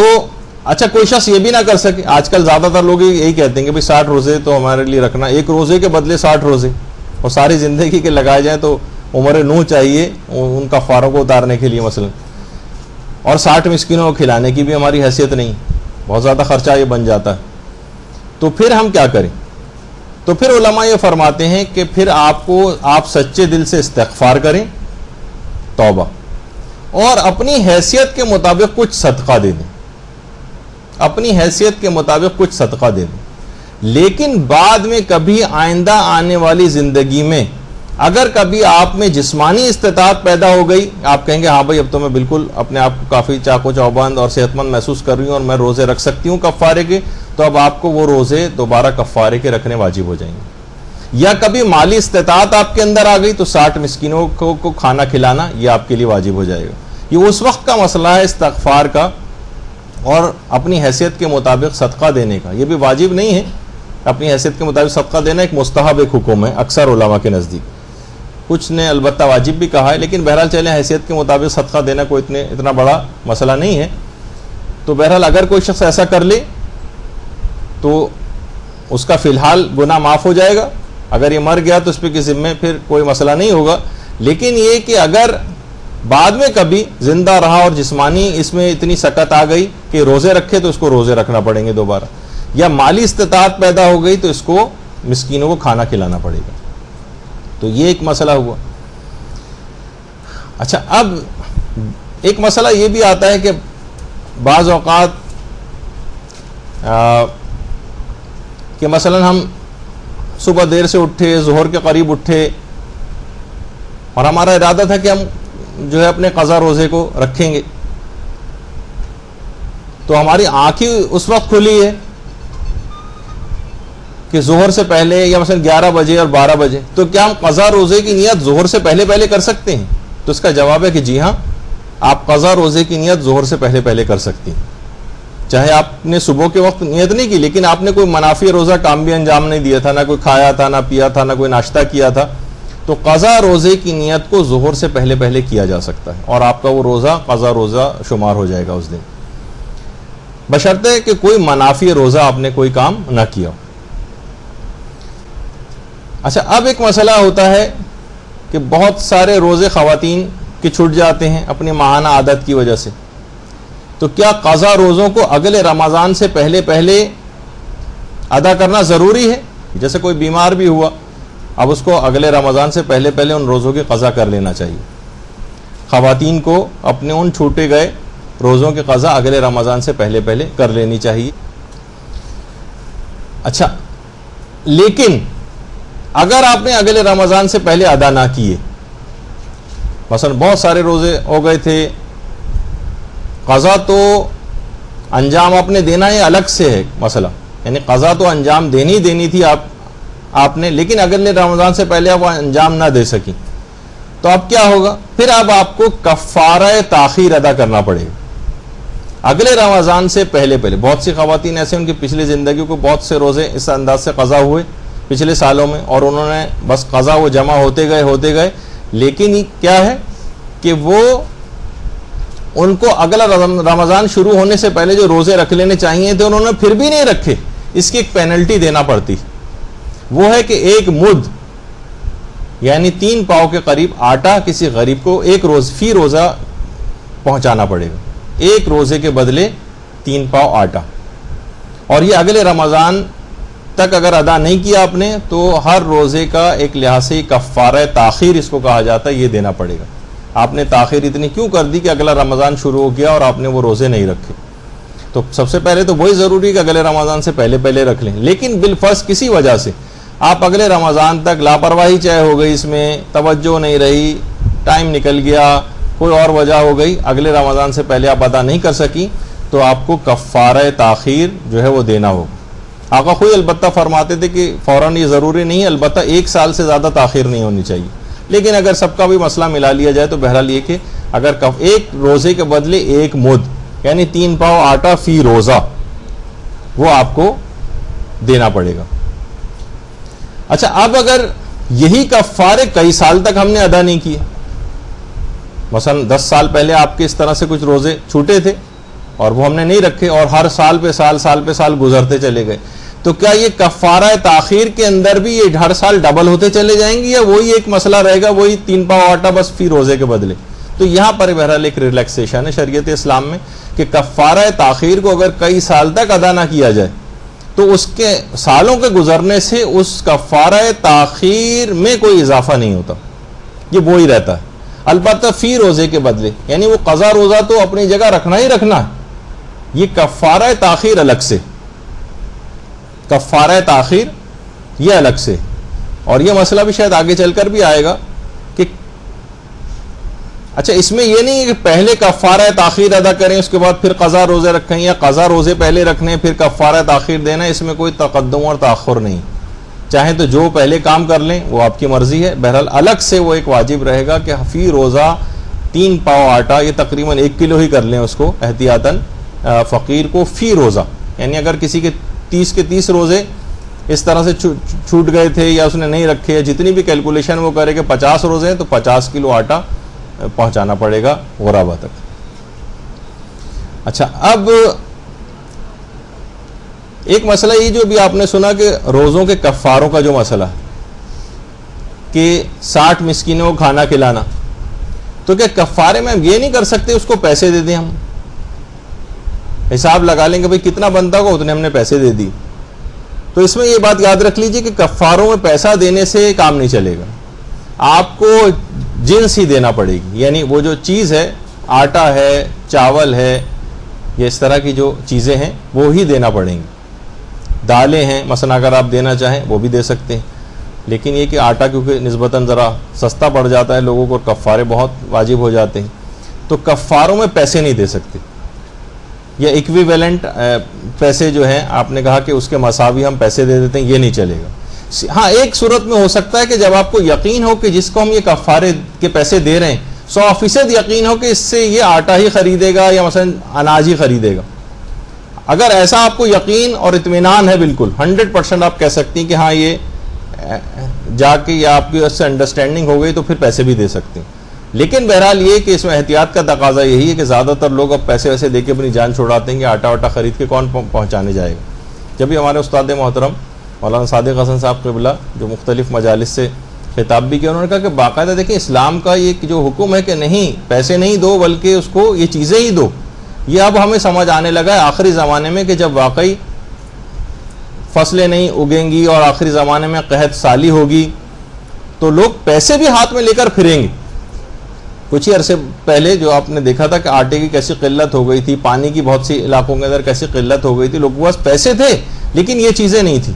اس موقع کے اور اس زمانے کا خیال بھی اسلام نے اتنا پہلے سے کیا. کبھی ایسا کوئی موقع پیش آ جائے تو انسان اناج خرید کے اپنے پاس طرح ذخیرہ نہیں کر سکتا کہ ٹھیک ہے اس نے روزوں کے کفارے غریب کو پیسے دے دی، لیکن غریب اس پیسے کو کرے گا کیا جب وہ چیز ہی نہیں مل رہی ہے تو. اور وہ امیر حضرات اپنے پاس ذخیرہ کیے بیٹھے ہیں ان تمام غذائیتوں کو. تو اسلام نے کہا کہ نہیں، اب تم کو جنس ہی دینا پڑے گی، یعنی اس سے وہی چیزیں دینا پڑیں گی تاکہ ان لوگوں کو بھی پیٹ بھرتے رہیں. اور بہت آگے تک کی بات اسلام نے جو ہے وہ سوچی. تو پیسے نہیں دیے جا سکتے، چیز ہی پہنچانا پڑے گی. اچھا پھر ایک مسئلہ کفاروں میں یہ بھی آتا ہے کہ کیا کفاروں میں یہ جو 60 کا عدد پورا کرنا ضروری ہے؟ یا مثلا ہم نے 5 مسکین پکڑ لیے غریب اور ان کو 12 دفعہ ہم نے کھانا کھلا دیا، تو 12 کو ہم نے 5 سے ملٹیپلائی کیا 60 ہو گئے. تو کیا یہ بھی کر سکتے ہیں کہ 5 افراد پکڑ کے 12 دفعہ کھانا کھلا دیں، 12 افراد پکڑ کے 5 دفعہ کھانا کھلا دیں، یعنی 60 کا عدد پورا کرنا ضروری؟ جواب ہے کہ جی ہاں 60 کا عدد پورا کرنا ضروری. 60 کھوپڑیاں آپ کو گننی پڑیں گی 1 2 3 کر کے، ٹھیک ہے، جو پر ہیڈ کہا جاتا ہے نا اس کو، یعنی 60 افراد ہونے چاہیے. ٹھیک ہے، تو یہ نہیں کر سکتے کہ ہم کم مستحقین کو لیں اور ان میں جو ہے وہ ان کو زیادہ دفعہ کھانا کھلا دیں. تو یہاں پر 60 ایسے افراد. ہاں یہ ضرور ہو جاتا ہے کہ مثلا آپ نے ایک روزے کا کفارہ تھا 60 مسکینوں کو کھانا کھلانا، تو ہم نے 60 لوگ جمع کر لیے، ان کو بلا لیا یا کسی جگہ ارینجمنٹ ان کا کر دیا، یا 60 الگ، یہ بھی ضروری نہیں ایک جگہ پہ بیٹھے ہوئے ہوں. ایک گھر ہے اس میں 5 غریب افراد رہتے ہیں، ایک گھر ہے اس میں 4 غریب افراد رہتے ہیں، اس طرح سے کرا کے بھی آپ 60 کا عدد مکمل کر سکتی ہیں. ایک جگہ پہ بیٹھا ہونا ضروری نہیں ہے ان سب کا. لیکن بالفرض 60 کا عدد اس انداز سے جو ہے آپ کو بہرحال پورا کرنا جو ہے وہ ضروری. اچھا یہاں پر ذرا پھر بھی نسبتاً مشکل ہو جاتی ہے چیز، لوگ ذرا مشکل میں پڑ جاتے ہیں کہ ہم کہاں سے 60 کا عدد کہاں سے لے کر آئیں. تو بہرحال ایران میں مجتہدین کے خاص طور پر آغا سیستانی کا پورا ایک ادارہ ہے جو کفارات اور اس طرح کی چیزوں کو جو ڈیل کرتا ہے. اگر یہاں پر آپ نہیں کر پا رہی ہیں اس مسئلے کو اپنے طور پر صحیح طور پر ڈسٹریبیوٹ نہیں کر پا رہی ہیں، تو آپ ایران سے معلوم کروا لیں کسی بھی عالم کے تھرو، یا کوئی طالب علم جو وہاں پر پڑھتے ہوں تو وہ آپ کو بتا دیں گے کہ فی روزہ وہاں پر کتنا جو ہے آپ کو پاکستانی روپوں کے اندر پڑے گا، اور وہاں پر بھی اگر آپ نے بھجوا دیا تو آپ کا ذمہ ادا ہو جائے گا. لیکن یہاں پر آپ کو خود سے یقین اور اطمینان کرنا ضروری ہے کہ آپ صحیح جگہ پر صحیح مستحقین تک چیز پہنچا رہے ہیں. بعض اوقات یہ ہوتا ہے کہ اپنی بلا کسی اور کے ذمہ ڈال لینا، کسی بھی دوست سے، کسی بھی بھائی سے، اور اس کے کسی بھی لاپرواہ دوست سے مثلا کہہ دیا کہ جائیے دے دیجیے، وہ کہاں دے کے آیا ہمیں اس سے کوئی غرض نہیں. آپ کو یقین اور اطمینان ہونا چاہیے کہ یہ صحیح جگہوں پر 60 کا عدد پورا ہوا اور غریب لوگوں تک یہ چیز پہنچ گئی. صرف پیسے دینے سے کام نہیں چلے گا کہ چلیں. ہاں کوئی بالکل قابل اطمینان ہے، مسائل شریعت سے واقف ہے اور اس پہ عمل بھی کرتا ہے کوئی شخص، تو پھر ٹھیک ہے، قابل اعتبار شخص کو تو اس طرح سے پیسے دیے جا سکتے ہیں. لیکن یہ کہ زیادہ اطمینان کرنا ہے تو آغا سیستانی کے ادارے تک بھی پہنچایا جا سکتا ہے، یا دیگر مجتہدین کے بھی اور وہاں پر ادارے ہوں گے. اچھا اب جسے کفارہ دیا جا رہا ہو کیا اسے بتانا ضروری ہے کہ یہ کفارہ ہے؟ تو اس کا جواب ہے کہ جی نہیں، اس کو یہ بتانا ضروری نہیں. اس کو یہ بتانا بالکل بھی ضروری نہیں کہ یہ آپ کفارہ اس کو دے رہے ہیں. بتا دیں تو بھی کوئی حرج نہیں، لیکن بہرحال بتانا ضروری نہیں. کفارے کسے دیے جائیں؟ تو یہ بات یاد رکھ لیجئے کہ کفارے جو ہے وہ شیعہ اثنا عشری کو دیے جائیں گے اور غریب شخص کو دیے جائیں گے جسے فقیر شرعی کہا جاتا ہے، جو کہ کھلم کھلا کوشش یہ کریں کھلم کھلا گناہ کرنے والا بھی نہ ہو اور بے نمازی بھی نہ ہو. یہ خاص طور پر چیزوں کا دماغ میں خیال رکھنا چاہیے. اچھا وہ جو مسکین یا فقیر ہے کیا اس کا شیعہ اثنا عشری ہونا ہی ضروری ہے؟ یا مثلا بہت سارے افراد ہیں کہ گھروں میں ماسیاں کام کرتی ہیں, ملازم کام کرتے ہیں, ڈرائیور حضرات کام کرتے ہیں, انہوں نے کہا یہ بھی غریب آدمی اس کو دے دو. نہیں, یہ نہیں چلے گا. غیر شیعہ افراد کو کفارے نہیں دیے جا سکتے. اس مسکین یا فقیر کا شیعہ اثنا عشری ہونا یہ لازمی. بہت سارے لوگ اس طرح سے اپنے چیزوں کو نکالتے ہیں. اگر انہوں نے ایسے ہی یہ تمام چیزیں, جیسے فدیے کے متعلق بھی یہی بات آگے چل کر آئے گی جب میں فدیے کے مسئلے بیان کروں گا, کہ اس میں بھی مستحق کو شیعہ اثنا عشری ہونا ہی لازمی. لیکن اگر کوئی شخص ایسا نہیں کر رہا ہے اور اس نے پچھلی غلطیاں ایسی کر دی ہیں تو یہ نہیں کہ جو ہو گیا سو ہو گیا, اب آئندہ خیال رکھے. نہیں, ایسا نہیں. وہ ابھی تک مقروض رہے گا ان شیعہ مستحقین افراد کا, اور وہ جو غلطی کر دی ٹھیک ہے وہ صدقہ ہو گیا, چیریٹی ہو گئی, لیکن اسے کفارے ابھی بھی نہیں اترے. اس کو چاہیے کہ ان تمام کفاروں کو دوبارہ نکالے. تو مسکین یا فقیر شرعی کا شیعہ اثنا عشری ہونا یہ ضروری. اچھا, کیا فقیر شرعی کا عادل ہونا بھی ضروری؟ جیسے کہ ابھی بس بے نمازی نہیں ہونا چاہیے اس کو, اور کھلم کھلا گناہ کرنے والا نہیں ہونا چاہیے, لیکن آپ کو اس کے بہت سارے گناہ پتہ ہے مثلا اور بھی, جس سے عدالت سے خارج ہو جاتا ہے وہ.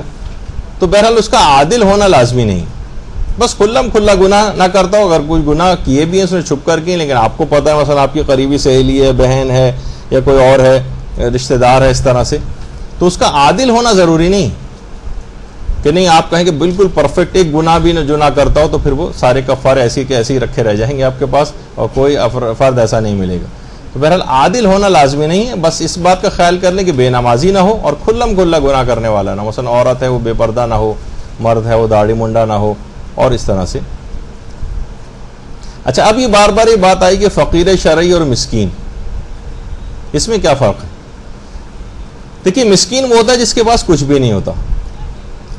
بیچارے آپ نے دیکھا ہوگا روڈ کے کناروں پہ لوگ لیٹے ہوئے ہیں, کچھ بھی ان کے پاس نہیں. ہاں پروفیشنل ہیں تو ہو سکتا ہے ان کا بینک بیلنس کسی جگہ پر ہو, لیکن عام طور پر جو ہمیں نظر آتے ہیں بیچارے ہیروئنچی ٹائپ کے, یا جو بہرحال اس کا شیعہ اثنا عشری ہونا تو لازمی. ایسا نہ ہو کہ ہیروئنچی کو مثلا پکڑا دیا جائے کوئی بھی جو روڈ پہ لیٹے ہوتے ہیں. لیکن میں یہ بتانے کے لیے کہ جن کے پاس کچھ بھی نہیں ہوتا وہ مسکین. اور ایک ہوتا ہے فقیر شرعی. فقیر شرعی کیا ہوتا ہے کہ جس کے پاس بہت کچھ ہو لیکن اس کے اخراجات اس کی جائز آمدنی سے زیادہ ہوں. خرچہ اس کا زیادہ ہو جاتا ہے, کہیں نہ کہیں سے اس کو قرضہ لینا پڑ سکتا ہے. اس کی 30, 40, 50 ہزار روپے سیلری ہو, کراچی میں رہ رہا ہے وہ, لیکن خاندان بڑا ہے اس کا, دیگر اور بھی اخراجات ہیں, دواؤں کے خرچے ہیں, بہت ساری اور چیزیں ہیں, بچوں کی اسکول کی فیسیں ہیں, کرائے پہ مکان میں رہتا ہے وہ, والدین کو بھی سپورٹ کرتا ہے, بہن بھائیوں کو بھی کرتا ہے. 40-50 ہزار بھی کم ہے. اب اس کو کہا جائے گا فقیر شرعی, چاہے یہ وائٹ کالر ٹائپ کا آپ کو آدمی نظر آ رہا ہو. جب بھی اس کو عام فقیر نہیں ہے, فقیر شرعی, چاہے یہ زیادہ کماتا ہے لیکن اس کے اخراجات اس کی کمائی سے بھی زیادہ ہیں, اس کو بھی بہت ساری چیزیں دی جا سکتی ہیں اور یہ مستحق ہو جاتا ہے. لیکن ظاہر ہے کہ جو ذرا وائٹ کالر حضرات ہوتے ہیں اس طرح سے مانگتے بھی نہیں ہیں وہ. جب بھی یہ کہ ان کو بتانا بھی ضروری نہیں, کسی نہ کسی بہانے سے بھی ان تک یہ چیزیں پہنچائی جا سکتی ہیں. البتہ آٹا واٹا لینے میں ہو سکتا ہے ان کو کوئی پریشانی ہو, یا ظاہر ہے کہ ایک عزت نفس وغیرہ کوئی مجروح ان تمام چیزوں میں نہیں ہونی چاہیے کسی بھی شخص کی. اچھا, اب فدیے, ویسے تو فدیے کا مسئلہ بھی چاہیں تو ابھی ہم چھوڑ دیتے ہیں کیونکہ فدیے کے بھی بہت سارے مسئلے اس طرح کے ہیں کہ جو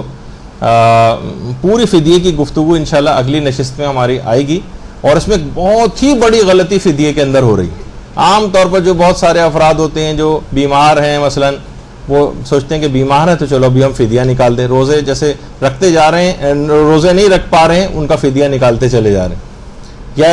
رمضان کے بعد انہوں نے 30 کے 30 روزوں کا فدیہ نکال دیا, تو یہ سب غلط ہو جاتا ہے. ابھی میں جب انشاءاللہ اس کے مسئلے بتاؤں گا.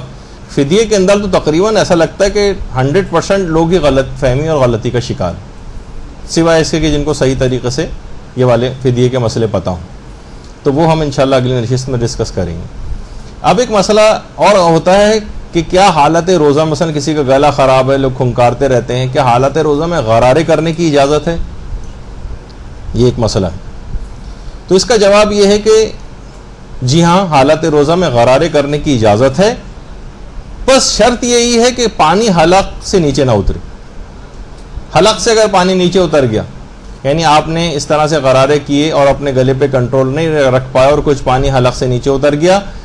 تو اس روزے کو بھی آپ کو مکمل کرنا ہے، سارے دن حالت روزہ ہی میں اپنے آپ کو سمجھنا ہے اور اس ایک روزے کی قضا بھی کرنا پڑے گی۔ اجازت تو ہے لیکن آپ کو اتنا کنٹرول ہونا چاہیے۔ لیکن اگر بے اختیار پانی غرارے میں حلق سے نیچے اتر گیا تو بس یہ گناہ اس کے اندر کوئی نہیں ہوگا، کیونکہ ظاہر ہے آپ کسی ضرورت کے تحت ہی غرارے کر رہی تھی، گلا وغیرہ خراب تھا، لیکن بے اختیار پانی حلق سے نیچے اتر گیا تو اس روزے کی قضا کرنی ہے۔ اس دن پورے دن امساک کرنا ہے، تمام روزہ توڑنے والی چیزوں سے بھی اپنے آپ کو بچانا ہے، اس روزے کو مکمل کرنا ہے، اور بعد رمضان اس روزے کی قضا بھی کرنا پڑے گی اگر پانی غلطی سے حلق سے نیچے اتر گیا۔ نہیں اگر اترا اور آپ نے بڑی پرفیکشن کے ساتھ غرارے کیے تو پھر کوئی مسئلہ نہیں ہے، بالکل جائز ہے، کوئی حرج نہیں۔ پچھلی دفعہ یہ بات بھی بیان ہوئی تھی کہ بہت سارے افراد جو ہیں جو سحری کر رہے ہوتے ہیں اور اذان کی آواز آنے لگی اور اس وقت تک وہ کھاتے رہے، ٹھیک ہے، اور معلوم یہ چلا کہ ہماری گھڑی مثلا پیچھے رہ گئی تھی، یہ تو باقاعدہ آقا سیستانی سے استفتاء بھی کیا گیا، انہوں نے یہ جواب دیا کہ اس کو اس تمام دن اپنے آپ کو روزہ توڑنے والے تمام کاموں سے بھی بچانا ہے اور اس کے بعد اس روزے کی قضا بھی کرنا پڑے گی۔ جو آپ اس طرح سے آپ نے چاہے گھڑی پیچھے رہ گئی تھی یا کوئی اس طرح کا عذر بھی تھا، لیکن اس وقت آپ کھاتے پیتے رہے جبکہ روزہ کا وقت ختم ہو چکا تھا، روزہ یعنی شروع ہو چکا تھا، یعنی روزہ کا ٹائم آ چکا تھا اور روزہ شروع ہو چکا تھا، اس کے بعد تک آپ کھاتے پیتے رہے، چاہے کہ آپ کو بعد میں پتہ چلے کہ گھڑی پیچھے رہ گئی تھی۔ یا مثلا آپ نے کسی قابل اعتبار شخص سے پوچھا کہ کیا وقت سحر ختم ہو گیا ہے؟ اس نے کہا نہیں ختم نہیں ہوا، ابھی کھا پی سکتے ہیں، اور آپ نے کھا پی لیا، بعد میں پتہ چلا کہ وقت ختم ہو چکا تھا، اس نے غلط یعنی جھوٹ نہیں بولا تھا، اس نے بھی یہی سوچا کہ شاید ابھی تک نہیں ہو، لیکن وہ آپ کے نزدیک قابل اعتبار تھا، تو اس پہ بھی علماء فرماتے ہیں کہ اس کو اس روزے کو پورے دن تک پورا بھی کرنا پڑے گا اور اس بعد رمضان اس روزے کی قضا بھی کرنا پڑے گی۔ البتہ کفارہ ان دونوں صورتوں میں کوئی بھی نہیں ہوگا، چاہے گھڑی پیچھے رہ جائے، چاہے کسی شخص کی گواہی کے اوپر آپ نے اس طرح سے، چاہے وہ قابل اعتبار شخص ہی کیوں نہ تھا، لیکن کیا ہے کہ اس نے کہا کہ نہیں ابھی وقت سحر ختم نہیں ہوا اور آپ کھا پی سکتی ہیں، آپ کھاتی پیتے نہیں، بعد میں پتہ چلا کہ ختم ہو گیا تھا، تو اس روزے کو بھی مکمل کرنا پڑے گا، بعد رمضان اس کی قضا بھی کرنا پڑے گی۔ اچھا، اب ایک مسئلہ پیش آ جاتا ہے بہت سی صورتحال میں کہ اکثر لوگ پوچھتے ہیں، جیسے پاکستان کے ماحول اور معاشرے کی بات کر رہا ہوں، ابھی بہت سارے اور جو جگہ ہیں کہ جہاں تقیہ وغیرہ کے مسئلے آ جاتے ہیں، ابھی فی الحال وہ ڈسکس نہیں کر رہے، کہ اہل سنت کے ساتھ افطار کرنا پڑ جاتا ہے یا کچھ ایسی غیر شیعہ افراد کے ساتھ افطار کرنا پڑ جاتا ہے، تو کیا کوئی حل ہے کہ ہم ان کے ساتھ افطار کر سکیں؟ تو اس کا جواب یہ ہے کہ اس کا کوئی حل نہیں، فی الحال اس کا کوئی حل نہیں، یعنی ان کے آپ کو اتنی تاخیر ہی کرنا پڑے گی، جب آپ کا وقت آ جائے گا اس کے بعد آپ افطار کریں۔ بہت سارے افراد جو اس طرح سے جوائنٹ فیملی سسٹمز کے اندر رہتے ہیں، ایسی جگہ پر پہنچ گئے، باس موجود ہیں وہاں پر، آفس والے موجود ہیں، اب اتنی دیر تک 10-12 منٹ تک اگر ہم انتظار کریں تو بعض اوقات عجیب سا لگ رہا ہوتا ہے، لیکن بہرحال یہ کہ آپ کو احتیاط ہی کرنا ہے، فی الحال ایسا کوئی مسئلہ ہے نہیں۔ اچھا، اب بہت سے افراد یہ بھی پوچھتے ہیں کہ اگر بہت اچھے کھانے وغیرہ پک رہے ہیں گھر میں اور افطار کے اندر، تو بعض اوقات منہ میں پانی بھر آتا ہے، منہ میں پانی بھرا ہے تو کیا اگر ہم اس پانی کو نگل جائیں تو اس سے روزے پر کوئی فرق پڑتا ہے؟ تو اس کا جواب ہے کہ نہیں، اس سے کوئی فرق نہیں پڑتا۔ منہ میں جو پانی بھر آتا ہے اور وہ اس پانی کو اگر آپ نگل جائیں تو اس سے روزے پر کوئی فرق نہیں پڑتا۔ ایک یہ مسئلہ ہوا۔ اس کے بعد ایک مسئلہ اس بالغہ 9 سالہ بچی کا مسئلہ ہے جو حکم روزہ سے ناواقف تھی اور اس کے والدین نے اس کو روزے نہیں رکھوائے۔ اب وہ مثلا بچی بڑی ہو جائے، عام طور پر ہمارے ہاں جو بہت چھوٹی عمر کی اس طرح کی 9 سال کی جو بچیاں ہوتی ہیں، والدین ان کو پتہ بھی نہیں ہوتا، والدین نے روزے رکھوا دیے تو انہوں نے رکھ لیے، ورنہ نہیں رکھوا رہے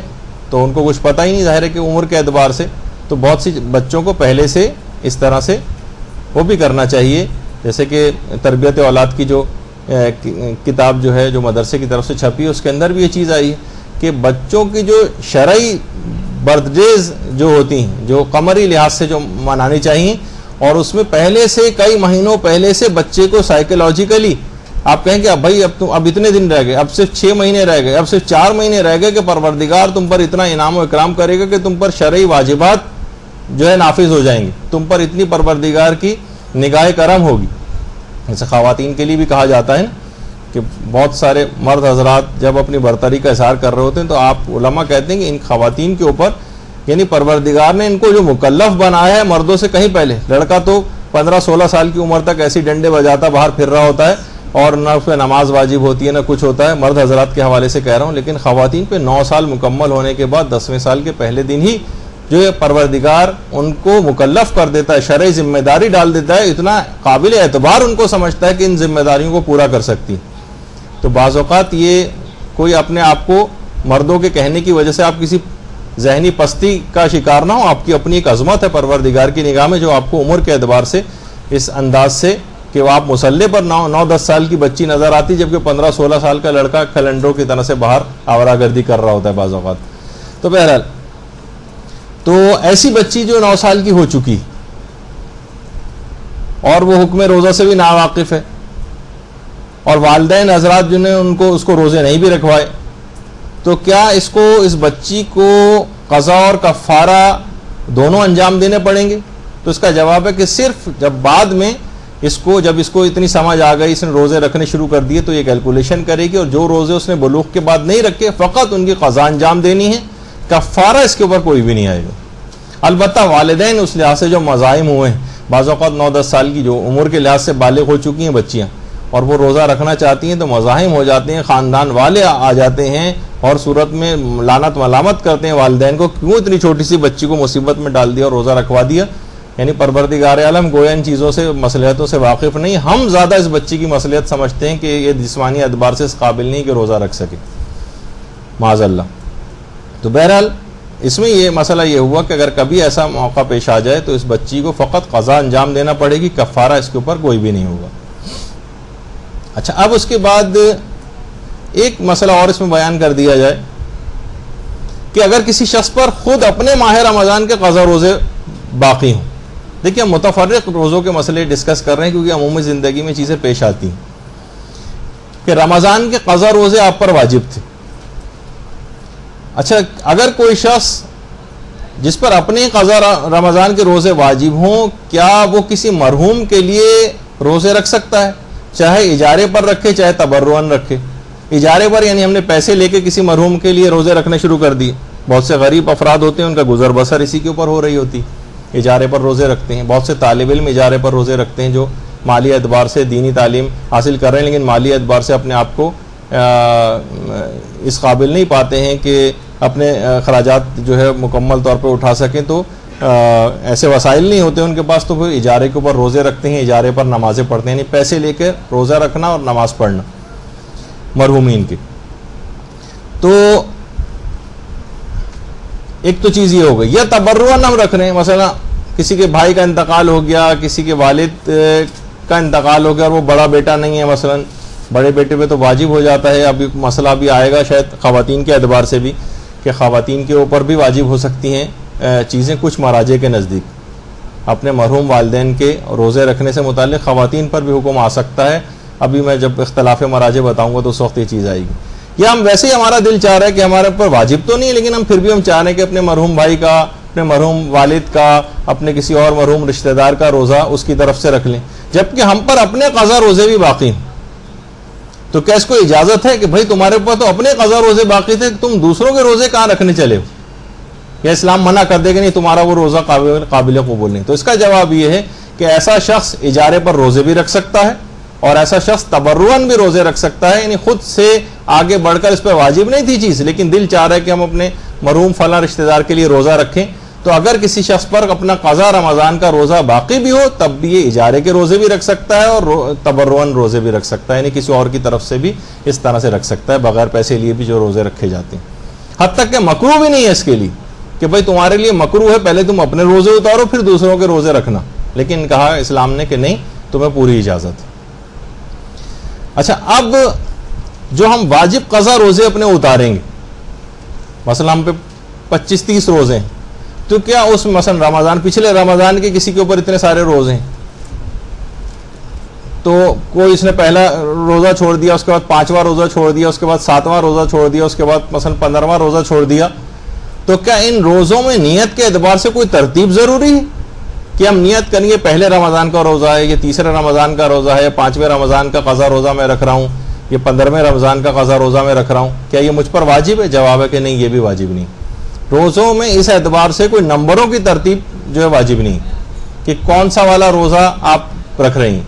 نہیں، بس روزہ رکھ رہے ہیں، پچھلے رمضان میں 10-15 روزے میرے قضا ہوئے تھے، ان میں سے ایک روزہ ہی ہے، کون سا والا، نمبروں کی کوئی ترتیب آپ کے لیے واجب نہیں ہے، اس کا خیال کرنا۔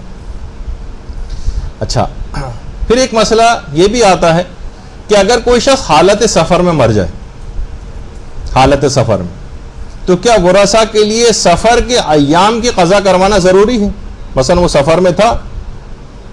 سفر میں جو روزے قضا ہوتے ہیں یہ تو عذر شرعی بہرحال اس کے پاس تھا، وہ زندہ ہوتا تو اپنے ان روزوں کی قضا کرتا،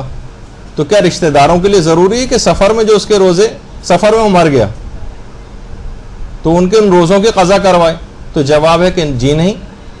سفر کے ایام کی قضا کروانا ضروری نہیں ہے اگر وہ شخص، کوئی شخص حالت سفر میں مر جائے تو بہرحال یہ بھی ایک مسئلہ آپ کی خدمت میں پیش ہو گیا۔ اچھا، اب پھر ایک مسئلہ پیش آتا ہے بہت زیادہ بوڑھے افراد کا، جو پچھلی دفعہ ایک چیز بیان ہوئی تھی، بوڑھے افراد کے حوالے سے ایک بات آئی تھی۔ دیکھیے، اگر بوڑھے افراد اگر روزہ رکھ سکتے ہیں تو ان پر روزہ رکھنا ضروری، یعنی فقط بوڑھا، بہت سے لوگ ہیں بالکل فٹ ہیں، 80 سال کے بھی بعض اوقات ہوتے ہیں، تو صرف ہم یہ نہیں کہ آپ توضیح مسائل میں پڑھ لیں کہ بوڑھے افراد کے اوپر سے روزہ معاف ہے، نہیں، بوڑھے افراد اگر روزہ رکھ سکتے ہیں تو روزہ رکھنا واجب ہے ان کے لیے۔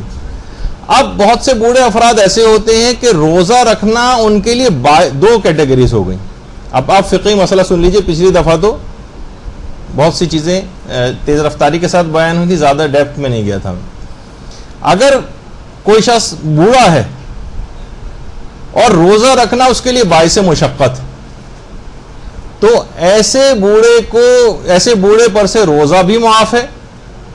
بلکہ روزہ معاف ہے، البتہ اس کو ایک فدیہ دینا ضروری، یعنی یہ روزہ رکھ سکتا ہے لیکن روزہ مشقت کے ساتھ رکھے گا،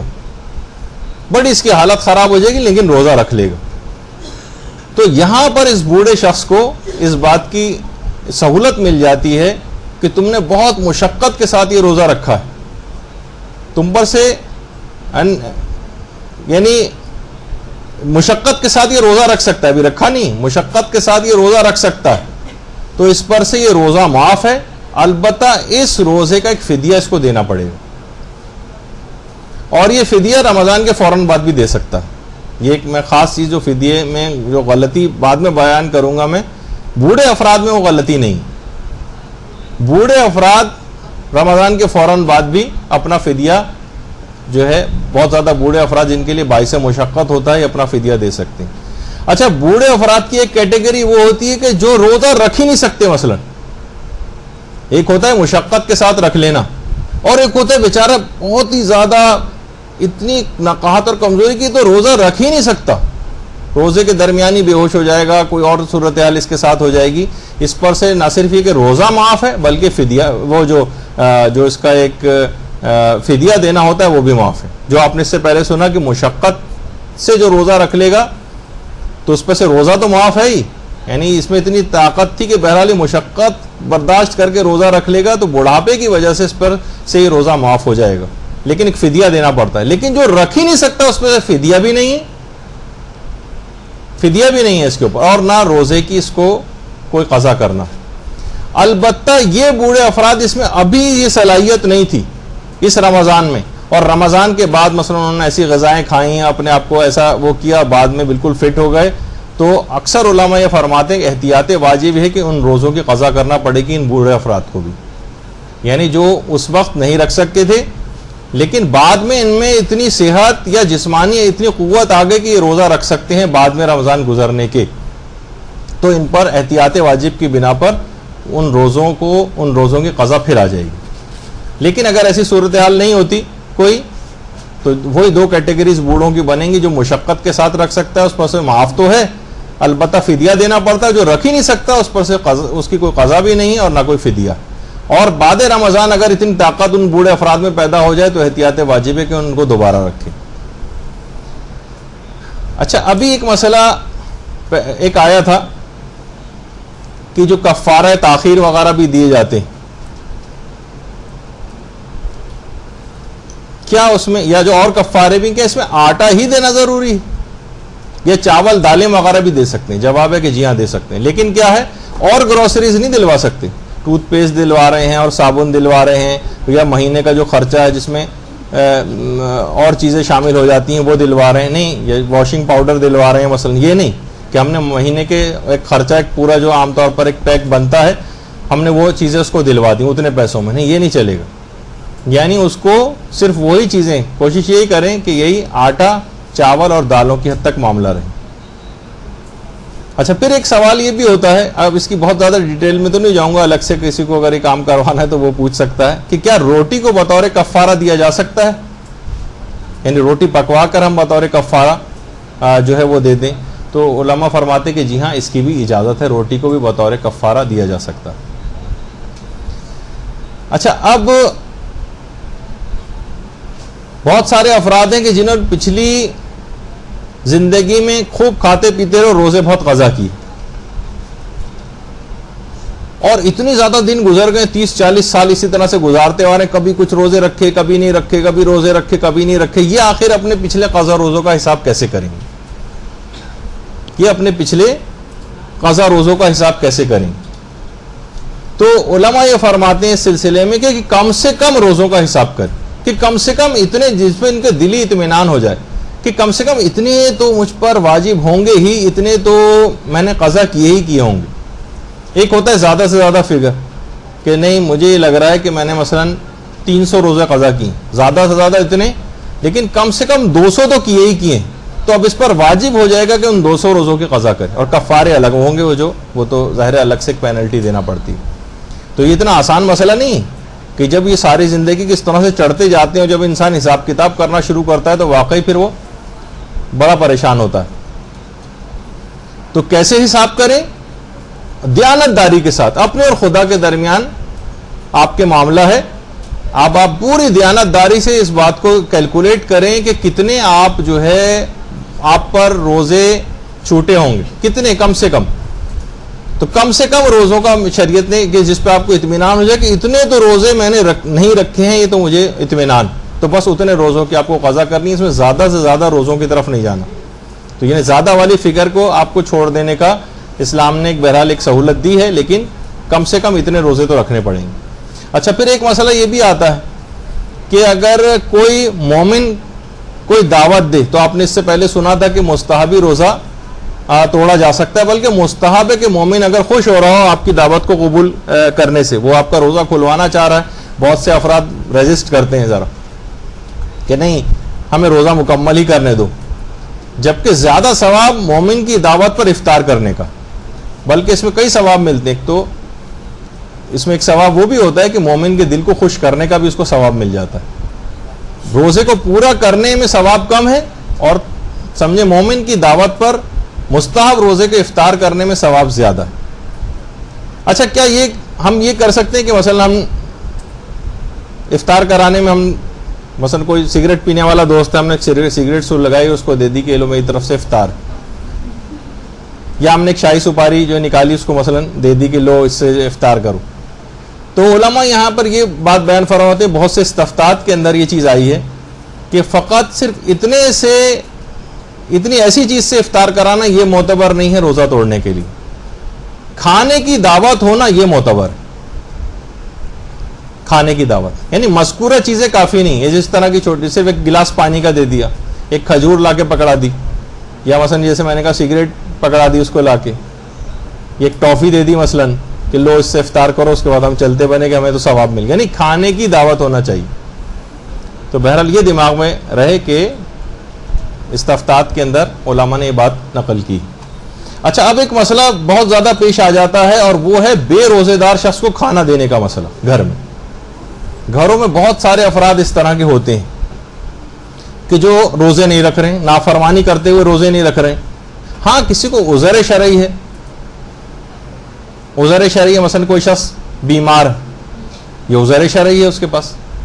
اس کو کھانا دیا جا سکتا ہے ماہ رمضان. مسافر ہے، ہمارے پاس دوسرے شہر سے آیا ہے کوئی رشتہ دار اور 10 روز سے کم کا اس کا سفر ہے، 3-4 دن بعد چلا جائے گا، اس پہ روزہ نہیں، اس کو ہم روزہ اس کو دے سکتے ہیں کھانا. یا مثلا کوئی عورت ماہانہ نجاست کے عالم میں ہے، اس کے پاس عذر شرعی، اس کو بھی کھانا دیا جا سکتا ہے. تو جو بے روزے دار لیکن اشخاص ہیں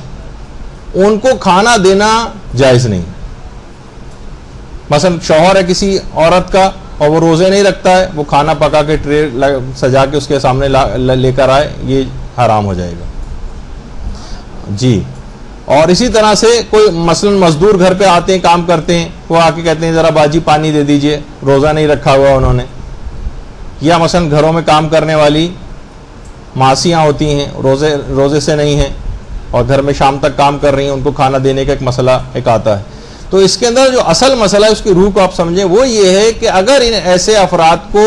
کھانا دینے سے حتیٰ کہ ماہ رمضان شمار ہوتی، ماہ رمضان کا احترام مجروح ہوتا، تو پھر ان کو کھانا دینا جائز نہیں. اس کو بے حرمتی سمجھا جائے گا اس مہینے کی.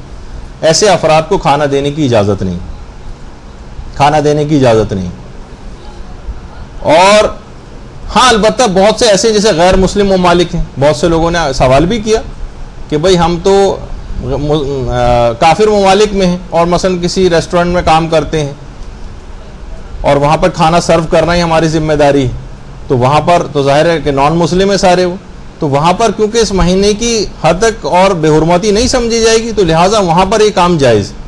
لیکن مسلمان علاقوں میں ایسے افراد کے لیے جو ویسے ہٹے کٹے ہیں اور کوئی عذر شرعی ان کے پاس نہیں ہے، ان کو کھانا دینا یہ جائز نہیں. کھانا دینا انہوں نے کہا کہ پانی پلا دیجیے، آپ نے پانی لے جا کے ان کو دے دیا، وہ پانی پی رہے ہیں، نہیں یہ جائز نہیں. بلکہ ایک مسئلہ تو ایک خاتون نے آقا سیستانی سے بھی پوچھا کہ میرا شوہر روزے نہیں رکھتا اور کھانا نہیں دوں تو مارتا ہے، مجبور کرتا ہے، برا بھلا کہتا ہے، بعض اوقات طلاق کی دھمکی بھی دینے لگتا ہے. ایک مسئلہ ہے، باقاعدہ استفتاء پوچھا گیا، تو میں کیا کروں. آقا سیستانی دیکھیے بہت سارے شوہر اس طرح کے ہوتے ہیں کہ جناب وہ ویسے بالکل ہٹے کٹے ہیں لیکن یہ کہ روزہ نہیں رکھ رہے ہیں اور مار پیٹ بھی رہے ہیں یا برا بھلا کہہ رہے ہیں، گھر کا ماحول مقدر خراب کیا ہوا ہے انہوں نے کہ بھئی تمہیں اس سے کیا، ہر آدمی کا اپنا، ہر شخص کو اپنی قبر میں جانا ہے اور کیوں نہیں دیا جا رہا. مجھے ظاہر ہے کہ بلیک میل کرتے ہیں اس طرح سے. تو آقا سیستانی نے جواب دیا کہ آپ کھانا تیار کر سکتی ہیں اس کے لیے، مگر کھانا سرو نہ کریں، سجا کر نہ دیں. وہ جا کے جائے کچن میں جائے، خود ہی کچن میں سے نکال کے پتیلی میں سے کھا لے، جب تک کہ آپ کو کوئی نقصان نہ ہو. ہاں اگر آپ کو نقصان پہنچنے کا احتمال، جیسے طلاق دے رہا ہے، وہ مار پیٹ رہا ہے، بہت زیادہ برا بھلا کہہ رہا ہے، بہت یعنی آپ کی زندگی مشقت میں آ رہی ہے اس وجہ سے، تو پھر آپ صرف بھی کر سکتی ہیں، یعنی اس کو پلیٹ میں لا کر بھی دے سکتی ہیں، لیکن وہ بہت حالت مجبوری والا مسئلہ ہے. لیکن آپ صرف اتنا کر سکتی ہیں، ایسے افراد کے لیے کھانا بنا کر رکھ دیں، وہ نکالیں خود آ کے، ان کو کھانا نکال کے اس طرح سرو کیا جاتا ہے باقاعدہ، اس طرح سے نہیں کیا جا سکتا. تو یہ ایک اہم مسئلہ تھا، عام طور پر گھروں میں چیزیں پیش بھی آ جاتی ہیں، تو اس وجہ سے یہ بتانا ضروری تھا. اچھا بہت سارے افراد آپ نے دیکھا ہوگا کہ دکاندار حضرات یا کیشیئر حضرات جو ہوتے ہیں، وہ اکثر یہ ہوتا ہے کہ رقم گننے کے لیے یا ورقوں کو پلٹنے کے لیے انگلی کو زبان سے تر کرتے ہیں، اس کے بعد پھر نوٹ گنتے ہیں، پھر انگلی زبان تر کرتے ہیں نوٹ تاکہ صحیح طرح سے گن سکیں. تو کیا اس عمل سے کوئی روزے پر فرق پڑتا ہے؟ یہ بھی اکثر سوال لوگ پوچھتے ہیں. تو اس سے بھی کوئی فرق نہیں پڑتا، روزہ بالکل صحیح رہتا ہے. اپنی انگلی کو زبان سے تر کر کے پھر ان چیزوں میں استعمال کرنا اور بار بار اس طرح سے زبان پہ انگلی لگانا، اس کی اجازت ہے. اسی طرح سے بہت سارے افراد یہ بھی پوچھتے ہیں کہ کیا روزے دار جو ہے خوشبو دار جو ہے ٹوتھ پیسٹ استعمال کر سکتا ہے؟ شاید وہ احرام وغیرہ سے ریلیٹڈ دماغ میں کوئی مسئلہ ان کے ہو. تو بہرحال خوشبودار ٹوتھ پیسٹ بھی استعمال ہو سکتا ہے حالت روزہ میں، اس میں کوئی ممانعت نہیں ہے. بس یہ کہ حلق کے اندر کوئی چیز نہیں جانی چاہیے. ٹوتھ برش اگر کوئی شخص کر رہا ہے تو اس کی احتیاط اس کو کرنی پڑے گی. اسی طریقے سے روزے کی حالت میں جو ماؤتھ واش وغیرہ استعمال کی جاتے ہیں، مثلا منہ سے بو آ رہی ہے، اگرچہ وہ خدا کو بڑی پسندیدہ ہے، لیکن بہرحال یہ کہ ہم اس بو کا خاتمہ کرنا چاہتے ہیں اور کوئی ماؤتھ واش استعمال کر رہے ہیں، تو کیا اس کی اجازت ہے؟ جواب ہے کہ جی ہاں، اس کی اجازت ہے، ماؤتھ واش استعمال کیا جا سکتا ہے. اسی طریقے سے کوئی جو ماؤتھ فریشنر ہوتے ہیں اسپرے ٹائپ کی جو ہوتے ہیں وہ بھی کیے جا سکتے ہیں. ایئر فریشنر نہ کیجیے گا, وہ ماؤتھ فریشنر الگ سے بھی آتے ہیں. تو بہرحال اس میں بھی کوئی حرج نہیں ہے, سوائے اس کے کہ بس حلق سے کوئی چیز نیچے نہیں اترنی چاہیے.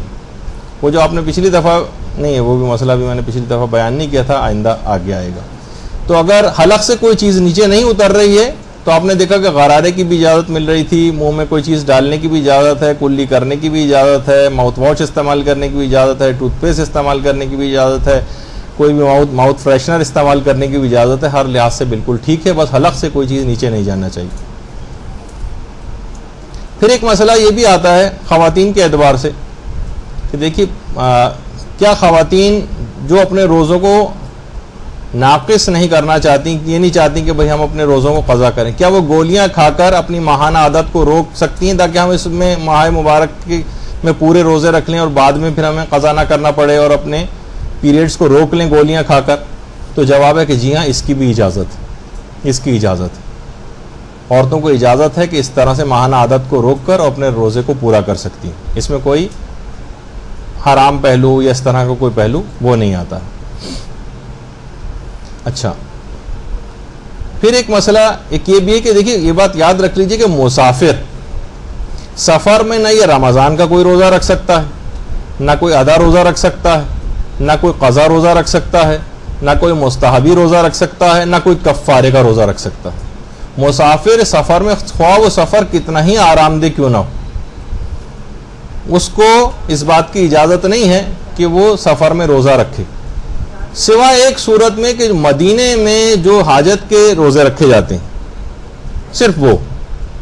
وہ اگر کسی کے قضا روزے اس پر باقی بھی ہیں تب بھی مدینے میں حاجت کے روزے رکھ سکتا ہے. اور کچھ علماء کہتے ہیں کہ نظر کر کے بھی اپنے اوپر روزوں کو واجب کیا جا سکتا ہے, وہ الگ ایک اختلاف ہے جو کہ فی الحال اس کی تفصیل میں ہم نہیں جا رہے. لیکن ایک دماغ میں یہ چیز بہرحال یہ بات دماغ میں رہے کہ حالت سفر میں مسافر نہ رمضان کا روزہ رکھ سکتا ہے, نہ ادا, نہ قضا, نہ مستحب, نہ کفارے کا کوئی سا بھی روزہ نہیں رکھ سکتا, سوائے ایک دو مقامات ہیں جو بھی میں نے بتائے. اچھا, اگر کسی شخص کے مثلاً 5 روزے ہی پچھلے سال کے قضا باقی ہیں اور اگلا رمضان شروع ہونے میں 5 ہی دن رہ جائیں, تو کیا اس کو سفر کرنے کی اجازت ہے؟ کیا کچھ بات چیت ہونے لگی ہے میں خالی. یعنی اگر کسی شخص پر کچھ قضا روزے باقی ہوں پچھلے سال کے, تو آپ نے سنا تھا کہ اس کو اگلے سال سے پہلے رکھ لینے چاہیے, 5 ہی دن بالفرض رہ گئے, کیا اس کو اس بات کی اجازت ہے کہ 5 دن رہ گئے لیکن اس نے اپنے سفر کر کے, سفر میں تو آپ کو پتہ ہے روزے نہیں رکھے جا سکتے, اس سہولت سے فائدہ اٹھا لیا؟ تو علماء یہ فرماتے ہیں کہ جی ہاں, اس کے باوجود بھی یہ سفر کر سکتا ہے. یعنی اس پر سفر کرنا حرام نہیں کہ بھئی 5 ہی روزے رہ گئے تھے, تم اپنے سفر کو آگے کبھی انجام دینا, رمضان کے بعد کرنا, ابھی تو تم یہ پچھلے روزے رکھو, کیونکہ تم سفر میں روزہ نہیں رکھ سکتے ہو تو اپنے وطن میں رہتے ہی روزے مکمل کرو. علماء فرماتے نہیں یہ واجب نہیں, وہ سفر کر سکتا ہے, بس یہ ہے کہ اس کو کفارہ تاخیر دینا پڑے گا. اس بات کا اس کو خیال کرنا پڑے گا. اچھا, ایک بات اور بیان ہو جائے ابھی مستحب روزے کے سلسلے میں, کیونکہ ہم متفرق روزے بیان کر رہے ہیں یار, متفرق مسائل. کیا مستحب روزے میں میزبان کی اجازت لینا ضروری ہے؟ تو جواب ہے کہ جی ہاں, یہ مستحب ہے کہ انسان اپنے میزبان کی اجازت لے. اگر کسی کے یہاں مہمان گیا ہوا ہے تو میزبان سے اجازت لے کہ میں اگلے دن روزہ رکھ لوں. وہ اجازت دے دے تو روزہ رکھ لے, اجازت نہ دے تب بھی رکھ تو سکتا ہے, لیکن بہرحال اس کی بات پہ عمل کرنا زیادہ بہتر. یعنی مستحب ایک حکم ہے کہ میزبان سے مہمان مستحب روزہ رکھنے کی اجازت دے, لیکن یہ کہ 10 روز سے زیادہ کسی جگہ پہ آ گیا ہے وہ, اور یہاں پر اپنا وطن بھی ہے مثلاً, اور کسی بھائی بہن کے گھر رہنے گیا ہوا, تو یہ نہیں کہ ان سے جا کے اجازت لے رہا ہے, وہ کہیں گے کہ نہیں وہ رکھنے کی ضرورت نہیں, تو ہم رمضان کے روزے بھی چھوڑ دیں. یہ فقط مستحب روزے کی بات ہو رہی ہے. رمضان کے جو واجب روزے ہیں یہ تو اس میں کوئی اجازت ہو وغیرہ کا مسئلہ نہیں ہوتا. اور ویسے ایک معلومات کے حوالے سے بات عرض کر دوں کہ صوم الوصال ایک روزہ کہلاتا ہے. 2 روزے پے در پہ اس طرح سے رکھنا کہ درمیان میں کوئی افطار نہ کیا جائے, یہ اس طرح سے روزے رکھنا یہ حرام ہے. صوم الوصال حرام ہے. 2 روزوں کو اس طرح سے ملا دینا آپس میں کہ درمیان میں افطار نہ کیا جائے. تو کہیں کسی کتاب وغیرہ میں پڑھیں تو آپ کو یہ ہو کہ صوم الوصال کسے کہا جاتا ہے. اچھا بہت سارے افراد ایسے ہوتے ہیں جو عمومی زندگی میں روزے رکھتے آ رہے ہیں، روزے رکھتے آ رہے ہیں، روزے رکھتے آ رہے ہیں. اب کیا ان افراد کو اب یاد نہیں آ رہا ہے کہ ہم نے کوئی روزے، ہمارے پچھلے کوئی قضا روزہ ہم پہ ہے بھی یا نہیں؟ تو کیا ذمہ داری؟ یہ کچھ نہ کچھ احتیاطاً روزے پھر بھی رکھ لے. تو علماء یہ فرماتے ہیں کہ نہیں، اس کی کوئی ذمہ داری نہیں. یہ سمجھے کہ میرے ذمہ کوئی بھی قضا روزہ نہیں. قضا روزہ یقینی طور پر اسے پتا ہو کہ کوئی قضا روزہ ہے تو پھر تو نیت کر لے قضا روزے کی. لیکن اگر اس کو یاد نہیں آ رہا کہ پتہ نہیں میرا کوئی روزہ قضا بھی ہے بھی یا نہیں، یا میں نے سب رکھ لی، تو پھر وہ یہ سمجھے کہ مجھ پر کوئی بھی قضا روزہ نہیں ہے اور وہ مستحبی روزے کی بھی نیت کر سکتا ہے. یعنی اب اس کی کوئی ذمہ داری نہیں. جس شخص کو شک ہو کہ پتہ نہیں میرے ذمے کوئی قضا روزہ باقی بھی ہے یا نہیں. اچھا اب ایک مسئلہ ایک اور پیش آتا ہے، اور وہ ہے سگریٹ کا مسئلہ. سارے مجتہدین کے نزدیک احتیاط واجب کی بنا پر سگریٹ کا پینا یہ حرام ہے اور یہ روزے کو باطل کر دیتا ہے. اور اسی طرح سے یہی دھواں جو کثیف دھواں سگریٹ کا یا اس میں سے نکل رہا ہوتا ہے بسوں وغیرہ میں سے، اس کو کوئی جان بوجھ کر اپنے اندر انہیل کر لے تو اس کا بھی روزہ باطل ہو جاتا ہے احتیاط واجب کی بنا پر. اور کوئی مجتہد ابھی تک ایسا نہیں گزرا کہ جس کی تقلید کرنا صحیح ہو اور وہ سگریٹ کو پینے کو جائز قرار دیتا ہو حالت روزہ میں. اچھا پھر ایک مسئلہ یہ بھی آتا ہے کہ اگر کوئی عورت پردہ نہ کرے تو کیا اس کے روزے صحیح شمار ہوتے ہیں؟ یہ بہت سے خواتین سوالات پوچھتی ہیں. تو اگر کوئی عورت بے پردہ بھی ہو یا اس کا پردہ نامکمل ہو تو اسے امر بالمعروف کیا جائے گا، نہی عن المنکر کیا جائے گا، لیکن بہرحال اس کا روزہ صحیح ہے، اس کو بعد رمضان ان روزوں کی کوئی قضا نہیں کرنا. ٹھیک ہے تم گناہگار تھیں، تمہیں روزے کا ثواب نہیں ملے گا، تم روزے کی روح کو نہیں سمجھی، لیکن قضا کوئی نہیں کر رہی، وہ روزہ صحیح رہے گا. ایک تو یہ مسئلہ ہو. کیا حالت روزہ میں لپسٹک وغیرہ استعمال کی جا سکتی ہے؟ تو جواب ہے کہ اگر ظاہر ہے کہ پردے وغیرہ کوئی مسئلہ نہیں ہو، نامحرم سے جو اپنی زینتوں کو چھپانے کا جو مسئلہ ہوتا ہے وہ والا مسئلہ نہیں، گھر میں ہیں لگا رہے ہیں، اپنے شوہر کے سامنے لگا رہے ہیں، اپنے محرم رشتہ داروں کے سامنے لگا رہے ہیں، تو اس سے روزے پر کوئی فرق نہیں پڑتا. البتہ میک اپ کر کے اور باہر نامحرموں کے سامنے جانا وہ آپ کے روزے کے ثواب کو ختم کروا دے گا، وہ اپنی جگہ ایک معاملہ ہے. لیکن بہرحال اس سے روزے کے باطل ہونے کا کوئی تعلق نہیں ہے لپسٹک وغیرہ لگانے سے. اچھا ایک بات اور بیان ہو جائے، پچھلی دفعہ بھی بات ہوئی تھی کہ وہ خواتین کی جن کے ہاں بچے کی پیدائش ہونے والی ہوتی اور ان کو ڈاکٹر بعض اوقات منع کرتے ہیں اور ویلڈ ریزن ہوتا کہ نہیں بھائی آپ کے لیے نقصان دہ روزہ رکھنا. ایک تو وہ ہے جو پچھلی دفعہ میں نے بتایا تھا مسئلہ کہ بھائی بہت سی خواتین جو بالکل خیال نہیں کر رہی ہوتی ہیں اور لاپرواہی میں خوب کھا پی بھی رہی ہوتی ہیں اور پھر بھی کہہ رہی ہیں کہ نہیں بچے کے لیے روزہ رکھنا صحیح نہیں. تو یہ کہاں سے صحیح نہیں؟ بالکل صحیح ہے، بلکہ زیادہ اچھے اثرات اس کے اوپر ہوں گے. لیکن بالفرض واقعی کوئی ایسی میڈیکل ریزن ہے کہ ڈاکٹرز بھی منع کر رہے ہیں اور واقعی اس کے ساتھ ایسا مسئلہ ہے کہ بچے کے لیے نقصان دہ، تو ایسی عورت، حاملہ عورت کو اس روزے کی قضا بھی کرنا ہے اور اس کو فی روزہ فدیہ بھی دینا پڑے گا. فدیہ بھی دینا ہے، یعنی دونوں چیزیں اس کو کرنا پڑیں گی. اور اس کو اور یہ رمضان کے فوراً بعد بھی دے سکتی، اس کو بھی اس بات کی اجازت ہے. جو غلطی میں نے کہا تھا نا فدیے کے سلسلے میں بہت زیادہ ہو رہی ہے، وہ جو میں بتا کے ہی نہیں دے رہا ہوں آپ کو کہ کیا غلطی ہو رہی ہے، کیونکہ وہ الگ اس موضوع پر ایک گفتگو آئے گی. لیکن یہاں اس کی ایک ایکسیپشن ہے. بہت زیادہ بوڑھے افراد میں تھی کہ ان کو فوراً بعد رمضان دے سکتے ہیں وہ. اسی طرح سے حاملہ عورتیں بھی فوراً بعد رمضان وہ فدیہ نکال سکتی ہیں. قضا کرنی ہے اور فدیہ الگ سے دینا.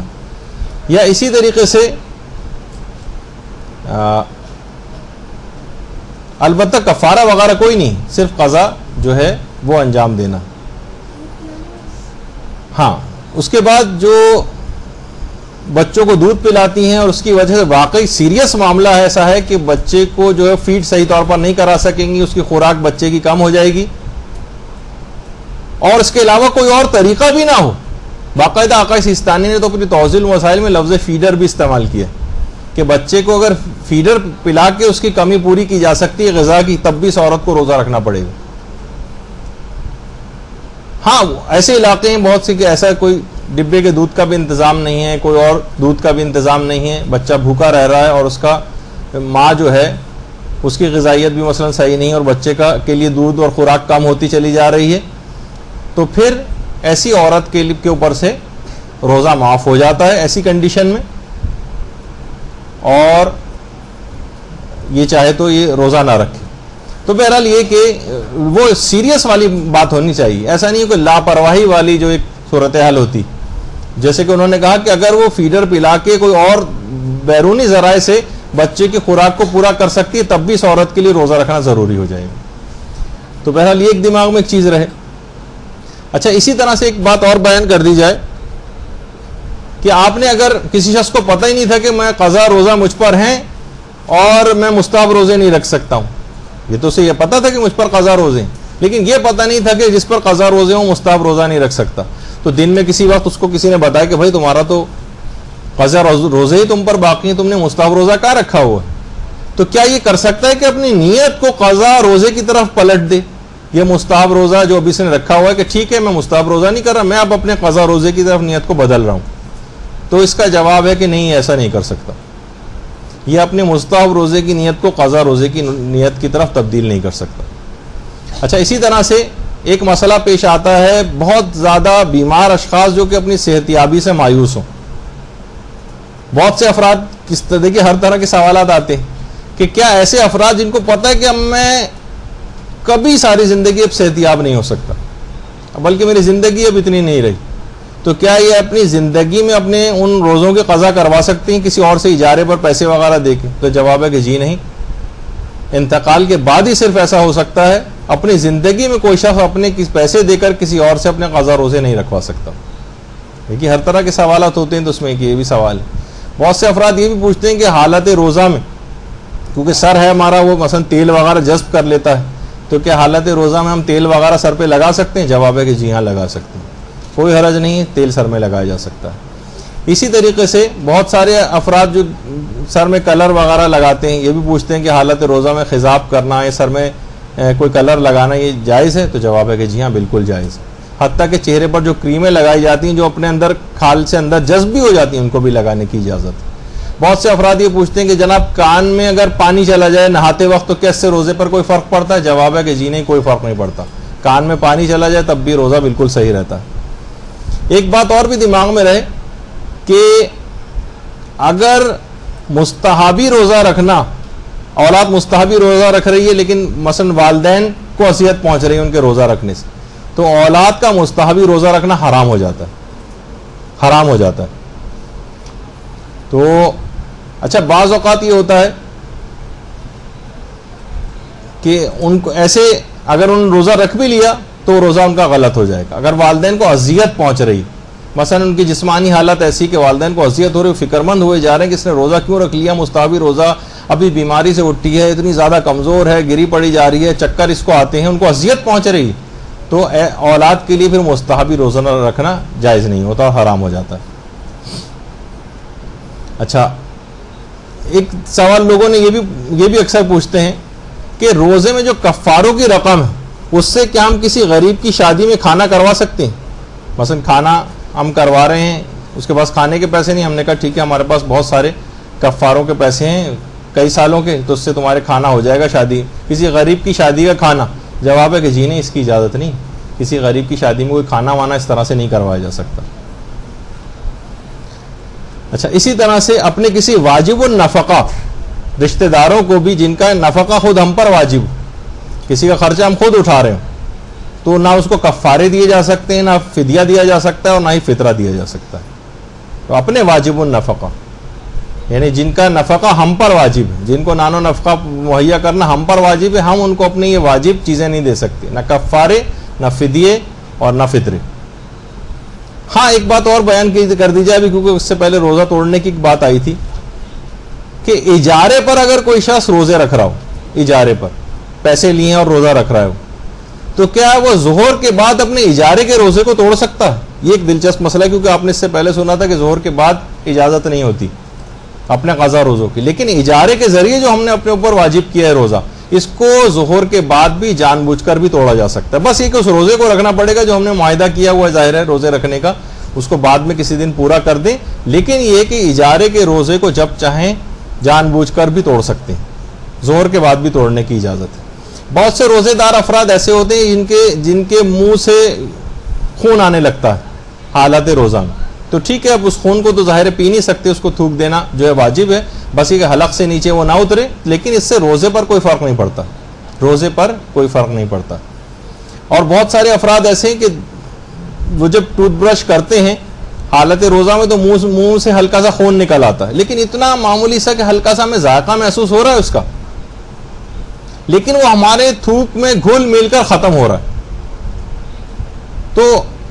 یہ جائز ہے، اس کو اگر نگل بھی لیں تو صحیح، لیکن بہرحال اگر احتیاط کرنا چاہیں تو زیادہ اچھا ہے کہ اس کو بھی پھینک دیں، لیکن اگر وہ اپنی حیثیت اپنی شکل ہی ختم کر کے رکھ دیں، مستہلک ہو جائے، ہلاک ہو جائے، ختم ہو جائے، وہ خون کہیں ہمارے منہ میں نظر نہیں آ رہا ہو، تھوک میں گھل مل کے اتنا معمولی سا تھا، تو اس کو تو نگلنے کی بھی اجازت ہے،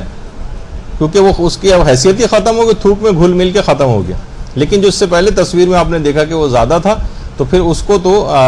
تھوکنا ہی واجب ہوگا اور اس کو نگلنے کی اجازت نہیں ملے گی۔ خواتین ایک چیز مسئلہ اور پوچھتی ہیں، وہ ہے خواتین اپنے نسوانی چیک اپ کے اعتبار سے ایک مسئلہ خواتین کا آتا ہے کہ کسی گائنیکالوجسٹ وغیرہ کو دکھانا ہے اور وہ نسوانی چیک اپ کرے گی تو حالت روزہ میں اس کو کروانے کی بھی اجازت ہے، اس سے روزے پر کوئی فرق نہیں پڑتا۔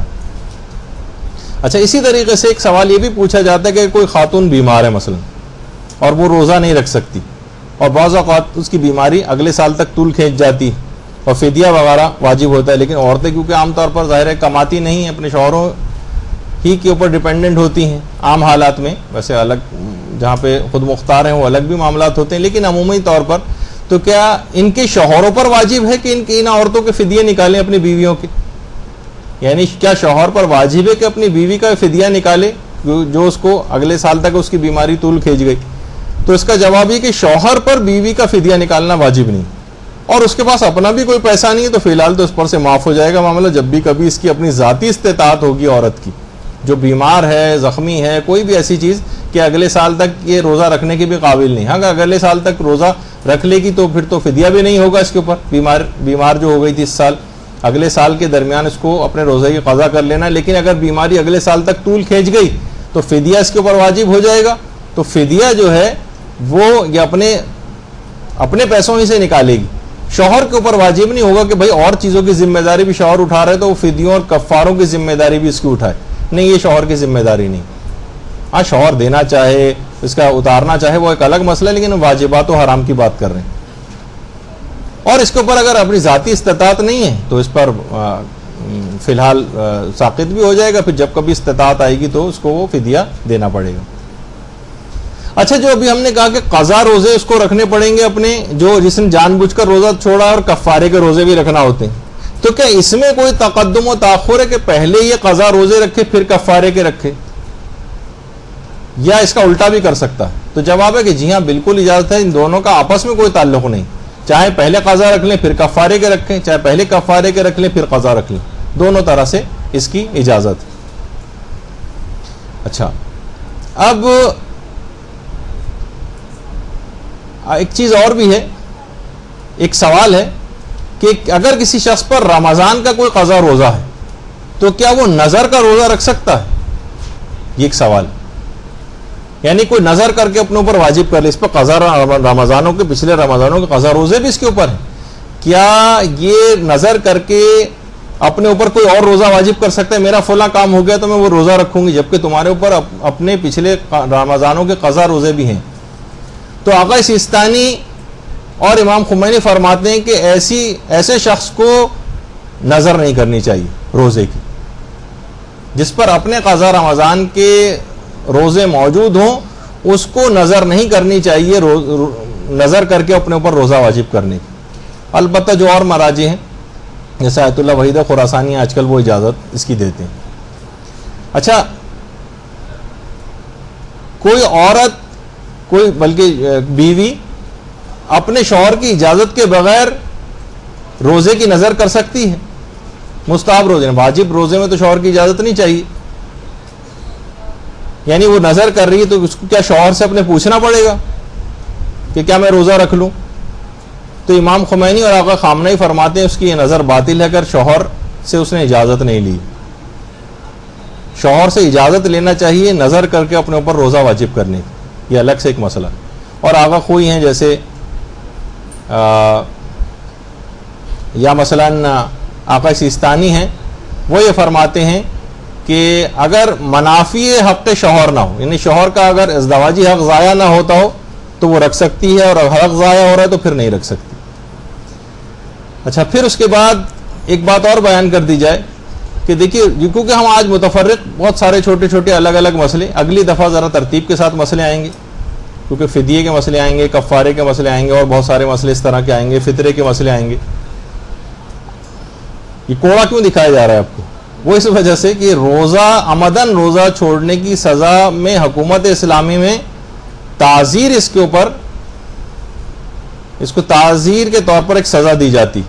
یعنی اپنے جو شخص روزے اب تک نہیں رکھ رہا، جان بوجھ کر روزہ چھوڑ رہا ہے، اور حاکم شرع کو پتہ چل جائے کہ یہ روزہ چھوڑ رہا ہے. دیکھیے، اور کسی چیز احکامات میں اتنی سختی نہیں دکھائی دیتی،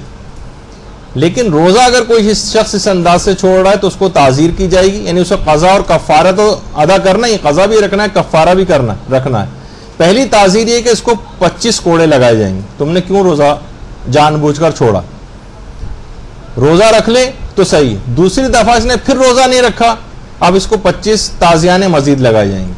اچھا، تعزیر میں یہ ہوتا ہے کہ حاکم شرع کم اور زیادہ کر سکتا ہے اس کی حالت کو دیکھتے ہوئے. موٹا تازہ ہٹا کٹا ہے تو کہے گا ٹھیک ہے 35-40 بھی لگا دو، یعنی حاکم شرع کو اجازت ہے. لیکن یہ کہ اس کی جسمانی حالت کو دیکھتے ہوئے لیکن اتنا نافرمان. تو یہ اب دیکھیے، میں فقہی مسئلہ بتا رہا ہوں، اگرچہ قابل عمل اب تک نہیں ہوتا ہے آج کل، تو حاکم شرع کو تو خیر اس بات کی اجازت ہے کہ تعزیراً کم اور زیادہ کوڑے کر سکتا ہے. تیسری دفعہ بھی اس نے اگر توبہ نہیں کی، باز نہیں آیا اور جان بوجھ کر اس نے اپنے روزوں کو چھوڑا، تو پھر اسلامی حکم یہ ہے کہ یہ قتل کیا جائے گا. لیکن بہرحال حکومت اسلامی کو نہ صرف کسی شخص کو اجازت نہیں ہے، صرف حکومت اسلامی کو، جس کو پتہ چل جائے کہ اس شخص نے بلا عذر شرعی جان بوجھ کر جو ہے روزے کو چھوڑا، اور جہاں قوانین اسلام کا نفاذ اس طریقے کا ہو اور وہاں پہ امپلیمنٹ ہو رہی ہوں یہ چیزیں، حاکم شرع کی حکومت ہو اور یہ یقینی ذرائع سے اطلاع مل جائے، تو پھر یہ ایک اسلامی حکم وہاں پر آ جاتا ہے. اچھا، اب ایک مسئلہ، بس آخری مسئلہ یہ ہے، اس کے بعد تو اتنا وقت بھی ہمارے پاس نہیں بچے گا. اگر کوئی شخص یہ جو 60 روزے رکھنے کا مسئلہ تھا کہ جو شخص جس نے اپنے جان بوجھ کر روزے چھوڑے ہوں وہ 60 روزے رکھے یا 60 مسکینوں کو کھانا کھلائے. اب اگر کسی شخص میں 60 روزے رکھنے کی ہمت نہیں، بھائی ہم سے نہیں رکھے جاتے، رکھنے ہوتے تو ہم ایک ایک ہی نہ رکھ لیتے اس کے اندر کہ ایک کے بدلے 60 روزے رکھ رہے ہیں، اور نہ اتنے پیسے ہیں کہ 60 مسکینوں کو کھانا کھلا سکیں. تو سب سے پہلی بات تو علماء یہی کہتے ہیں کہ جب آپ اتنے کمزور تھے تو آپ کو اللہ میاں سے ٹکر لینے کی کیا ضرورت تھی؟ یعنی نہ آپ 60 روزے رکھ سکتے ہیں، نہ 60 مسکینوں کو کھانا کھلا سکتے ہیں، اور اللہ کی مخالفت کر کے اس سے جو ہے ٹکر لینے چلے ہیں، اس کے قانون کی مخالفت کر کے. تو چلیں بہرحال نہ 60 روزے رکھ سکتے ہو، نہ 60 مسکینوں کو کھانا کھلا سکتے ہو،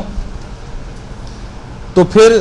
بس وہی ہے جو اس سے پہلے بیان ہوا تھا کہ اپنی حیثیت کے مطابق صدقہ دے دیں، اپنی حیثیت کے مطابق، اور ایک استغفار کر لیں سچے دل سے، تو پھر کوئی مسئلہ نہیں رہے گا. لیکن بعد میں کبھی اگر ادائیگی آپ ان چیزوں کی کر سکیں گے، 60 مسکینوں کو کھانا کھلانے کے آپ کے پاس پیسے آ گئے، یا 60 مسکینوں یا 60 روزے رکھنے کی ہمت آپ کے اندر پیدا ہو گئی، تو آپ کو روزے رکھنے پڑیں گے، مسکینوں کو کھانا کھلانا پڑے گا. لیکن اگر یہ دونوں چیزیں نہیں کر پاتے تو آیت اللہ خامنئی خاص طور پر اور آیت اللہ ناصر مکارم شیرازی بھی اس کے اندر شامل ہیں، وہ فرماتے ہیں کہ پھر اس پر سے تکلیف ساقط ہے اور کوئی کفارہ وغیرہ بھی آئندہ زندگی میں اس پر لازم نہیں ہوگا. علماء، زیادہ تر علماء تو فرماتے ہیں کہ اس پہ دوبارہ وہ چیزیں کرنی پڑیں گی. اگر اس میں حیثیت آ گئی جسمانی طور پر، یا حیثیت آ گئی کھانا کھلانے کی، تو کھانا کھلائے گا یا روزے رکھے گا. لیکن آیت اللہ خامنئی یہ فرماتے ہیں کہ نہیں، اگر اب اسی وقت کا مسئلہ ہے، اگر یہ ابھی نہیں رکھ پا رہا اور ابھی اس پر سے اس کے پاس پیسے نہیں ہیں، جسمانی صحت نہیں ہے، تو اس پر سے تکلیف شرعی ساقط ہو جائے گی اور کفارے کا دوبارہ اس کے اوپر آنا لازم نہیں ہوگا، وہ چیزیں معاف ہو جائیں گی. تو بہرحال آج کی حد تک گفتگو یہاں پر آج ہم روک رہے ہیں. سوالات کا ایک انبار یہاں پہ مجھے آپ لوگوں کا ماشاءاللہ نظر آ رہا ہے، لیکن واقعی روزے کے مسئلے ہیں بھی اتنے زیادہ. جیسے میں نے کہا کہ ابھی پچھلے ہم نے بیان کی، آج اگلی کلاسوں میں اور اس کے بعد بھی شاید 8-9 گھنٹے کے فقہ مسئلے اور رہ جائیں. تو وہ آپ اپنے طور پر اب دیکھیے، ابھی یہ ہمیشہ ایک بات اور دماغ میں رکھ لیں کہ جب کوئی بھی تقریر کرنے والا جب کنکلوڈ کر رہا ہوتا ہے تو اس کے آخری والے جو باتیں ہیں وہ بھی توجہ کے ساتھ سننی چاہیے. اور اس سے کیا ہوتا ہے، ہو سکتا ہے کوئی اہم بات میں بیان کرنے جا رہا ہوں تو وہ میرا بھی اب دل نہیں چاہے گا اس کو بیان کرنا. تو اب آپ کوشش یہ کریں کہ کسی بھی اعتبار سے